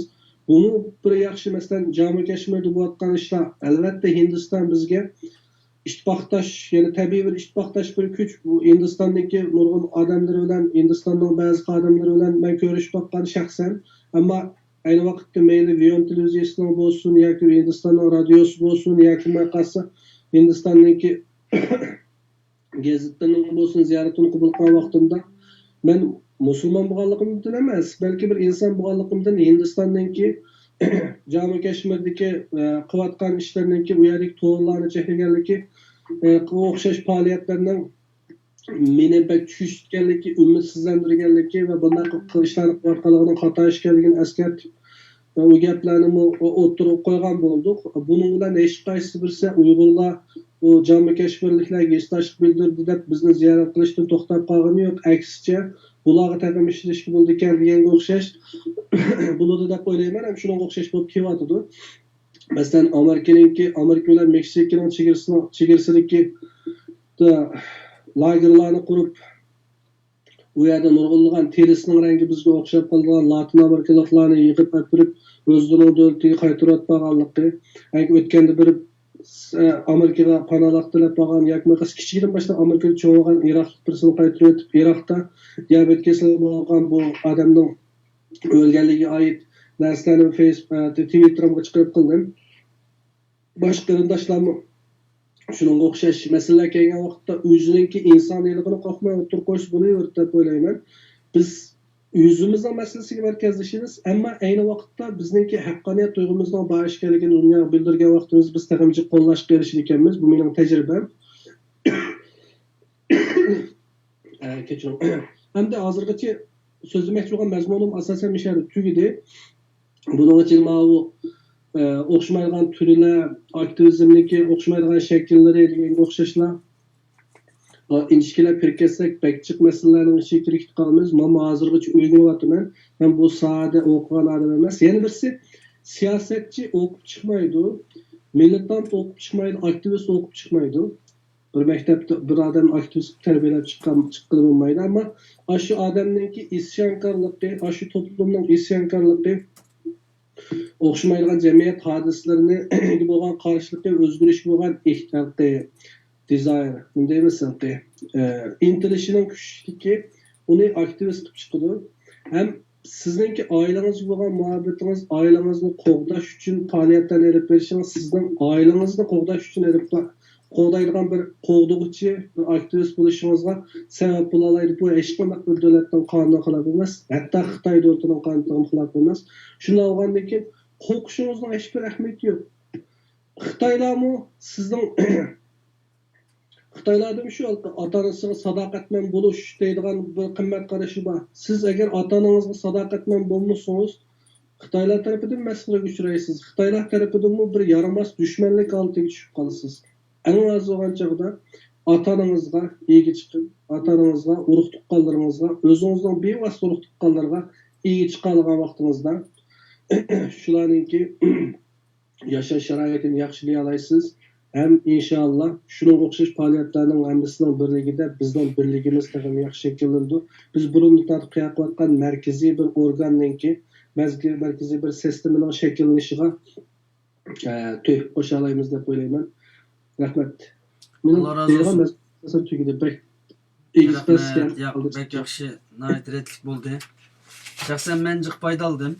Yani siz bu qitimliq leksiyada bu aktivizm yoki aktivlik degan bu masalani nayt boshdan oyoq tafsili shunda ilmiy shaklda tuzib chiqibsiz.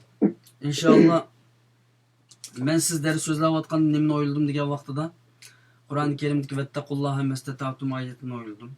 Yani qo'lingizdan kelishicha Allohdan qo'rqinglar, harakat qilinglar, ibodat qilinglar, ko'rash qilinglar degan, yani Allah qulluq qilishni maqsad qilgan bir oyat. Bu qo'lingizdan kelishicha degan aktivizmni men qo'lingizdan kelishicha degan so'zga bog'ildim va yana bir oyat bor. Ya ayyuhallazina amanu dukhulu fis-silmi kaffa.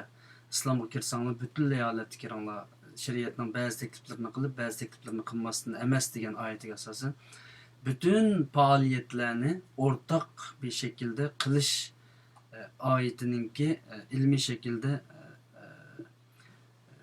yani bu leksiya şekilde içib berilganligini ko'rdim ve onundan başka eğer bu dersni Uyg'urlar anglasa bugün belki biraz az bo'lishi mumkin naq maydonda ko'rganlar keyingi vaqtlarda anglasa cho'qim bütün Uyg'ur ish chiqadigan-ku deganni o'yladim. Yani Allah her bir insanga bir kabiliyetini bergen deb o'tgan qitimsiz degan tangiz buni. Her bir insan şu kabiliyetini aktivizmga aylantıra alsa, aktivlikka. Mesela nurg'un masalalarni o'tirib qo'ydingiz hozir. Oddiysi lag'man etishdimi, ash Uyg'ur lag'man etilsa, onun bir aktif faaliyet kirdiganlik. Hozir aktif faaliyet qilayotgan qarindoshlar bor. Bu yerda har xil shaklda qilyotdi. Yolg'iz kichik namoyish olsun siz deb o'tdingiz. Yani eğer sizning mushu darsingizni Uyg'urlar, yani chet eldagi qarindoshlar o'ziga mujassam qilsa, har bir Uyg'ur Sharq Turkiston davosi uchun xizmat qila oladiganligiga shaxsan men ishondim inshaalloh. İnşallah. Undaqda men xo'sh shakllanadigan gap bor. Xo'sh. Hammamiz deymiz, voy biz amaliy harakat qilsak bo'ladidi. Xitoy bilan qan kechib kurashgan bo'lsak bo'ladidi. Onu qilsak bo'ladidi. Jebin boshlangan kelimalarni bir ishlarni qilsak bo'ladi dedi.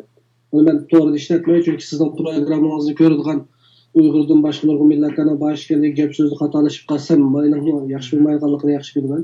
Shunday bo'lgandiki, shunga o'xshash ishlarni qilsak bo'ladi deb nurg'un odamlar shunday gaplarni qiladi. Attab chechakmaydi. Uni qiladigan sharoitni yaratish uchun siz shunga o'xshash bir ishni qila oladiganligingizni isbotlashingiz kerak. Sizga hech kim kelib, masalan, siz bende bir cho'ng so'riga bo'lsangiz, menda bir biznes plan bor deydi. Ya'ni aqliy iqtidorli mashina adam yasab, uy tozlaydiganga chiqarish deymiz. Shuning bilan men deyman, voy meni aqliy iqtidorli mashina adam bo'lsa, uy tozlaydigan, qochuydigan ham ishlarni shuni tashlab bersak, bolalarni o'rganish qildigan bo'lsa, kitob bir narsa bizga o'qib bersa, hamma ishni o'rganib bersa, biz shunda qiyassak yaxshi emasmi? Mushuni biz azon ba'da ishlab chiqarib azon ba'da satsak, sizning chiqqanda uni har oyda masalan to'g'riga qo'yib, uni update qildirganga uni pul olsak, buni ayt yaxshi bir biznes ideya desam, siz yaxshi anda bo'lsa, shunga mashina bormi deysiz, shundaqku. Men sizga ana bir biznes so'da e'lon desam. Shuni bilan men qilib, men xiya qildim desangiz, agar siz menga mablag' solmaysiz. Siz qaraysiz, bu mexanizmda yoki maqsadda robot loyihalashda o'qiganmi yoki shunga o'xshash yasagan bir roboti bormi? Bu qanchalik nim bo'ldi? Uni amaliy bir savdo oldiga eklash uchun qanchalik tajribalarni ishlab chiqarish kerak? Buni qanchalik mablag' ketadi? Uningdan men setib foydani olg'icha necha yil vaqt ketadi degan siz hisoblab qo'lingizni o'tkazib qo'ysiz shundoq. O'tkazib qo'ygandan keyin Xalmurat apandim, chiroyli kiyinib kelibsiz. Qo'llaringizdagi uzuk yarashibdi, chechingizni yaxshi maylabsiz, yaxshi attarni shitibsiz, obdan qildingiz.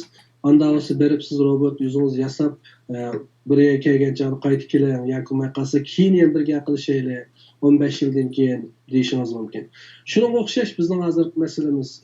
Biz o'zimiz mayli o'xshamaydigan tashkilotlarni sanab bakayım. Siz aş ishni echib kirgan vaqtingizda ko'rsatadiganға severingiz bo'lishi kerak. Siz aş ishni echib kirgandan keyin ko'rsatadiganға hozirga chiqqan bir ishingiz bo'lishi kerak. U chog'da sizning kreditingiz bo'lmay turib, abay deganga o'xshash ish bo'ladi.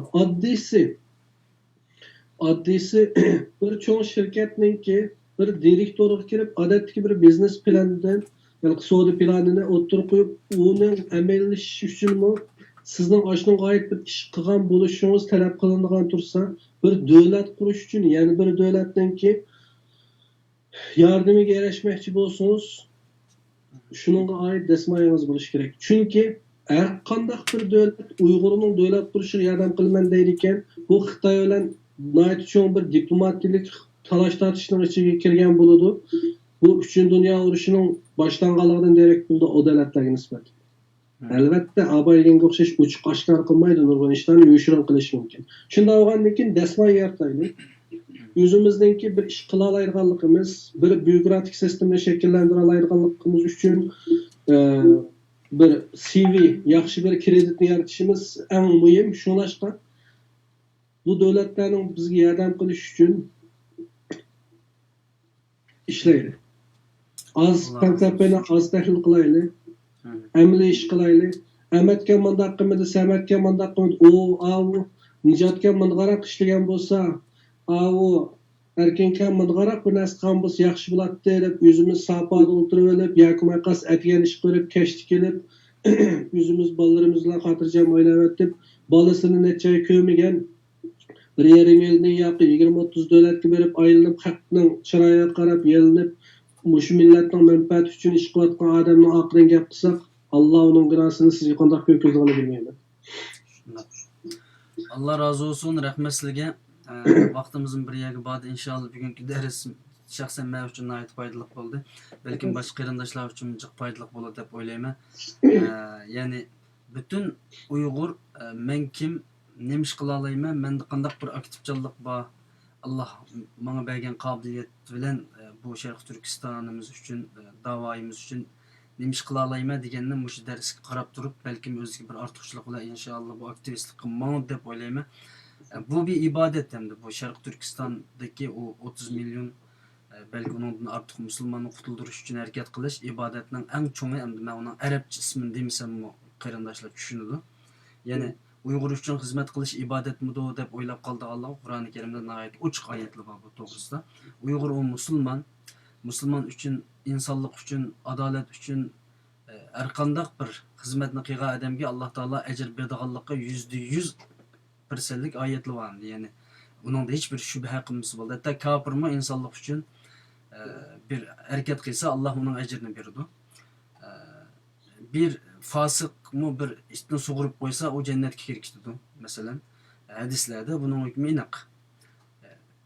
Biz o yerde bir mazlum bir halkını kurtuldurumuz deb oyladığımız hem böyle özümüz kolumuzdan kelgen işini kılalayımız inşallah. Bugünkü ders naq mana şunu aydınlaştırdı deb qarayman. Her insan özüde bir aktivlikni jariy qildi olsa, cho'qim bu da'vo uchun, o jannat uchun, o ibodat uchun, o Sharq Turkistonning mustaqilligi uchun harakat qilgan bo'ladi deb o'ylayman inshaalloh. Eng oxirida sizning qarindoshlarimizga deydigan so'zingiz bo'lsa olaman.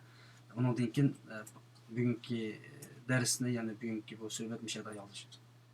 Başka deydigan gapim yo'q. Qarindoshlarimki buğday nenimiz olmasin, buğday sözümüzden birbirimizni bo'lishini bir-birimizningki yig'indab ketgan yuragiga chumoq tiqmasligimizni, boshqalarni baholashdan burun, boshqalarga hukm qilishdan burun o'zimizningki o'xshash hukmga uchraydiganligimizni o'ylab qo'yishimizni, kamtar bo'lishimizni, boshqalarning es tuyg'usini o'ylab, es tuyg'usini his qilishimiz, hammamizningki bu psixik jihatdan bir og'ir besimda yashayotganligimizni tunib yetishimiz va deganga o'xshash, bunga o'xshash ishlar qilayotgan qarindoshlarningki nurg'un besimlarda ekanligini to'g'ri tushunishini umid qilaman. Boshqa ish qilib beramizmi? Inshaalloh o'zingizningki insoniylik bir majburiyatingizni ado qilib, ota-onangiz uchun, qarindoshlarimiz uchun shu faoliyat qilayotgan qarindoshlarning faoliyatlariga aktiv bilan qatnashib bersangiz, inshaalloh bu millat umid bo'ladi. Bu millat umidsizlantirdig'ini bizning gap so'zlarimiz emas. Bu millatni umidsizlantirdig'ini talash tortishlar emas, balki sizning passiv holatda doğduyup o'tirishimiz. Shundoq. Sizlar xato gaplarni qilib qolgan bo'lsam, kechiringizlar. Bu kayfiyatim uncha yaxshi emasdi. Bugun o'sha gaplarni bilan oldin verib qilib qo'yg'ashdan bo'ldik. Aytlikka degan boshqa bir yo'l chiqadi. Allah shifolik versin Qalmurod efendi. Rahmat. Uygulanırsa, Sizning charchab ketganligingizni ham bilaman. Biraz bugün rahatsız bo'lganligingizni bilmay, shunday bo'lsin biz necha vaqtdan beri deyishib qo'yganligimiz uchun bugun yana qildik. Inshaalloh buning ajrini Alloh beradi va xalqimiz buni to'g'ri tushunadi deb o'ylayman. Alloh hammalarni salomat qilsin. Yana bir qatimliq programmada ko'rishishga omon bo'linglar. Assalomu alaykum va rahmatullohi va barakatuh. Rahmat sizlarga. Alloh emanet qarindoshlar. Rahmat sizga.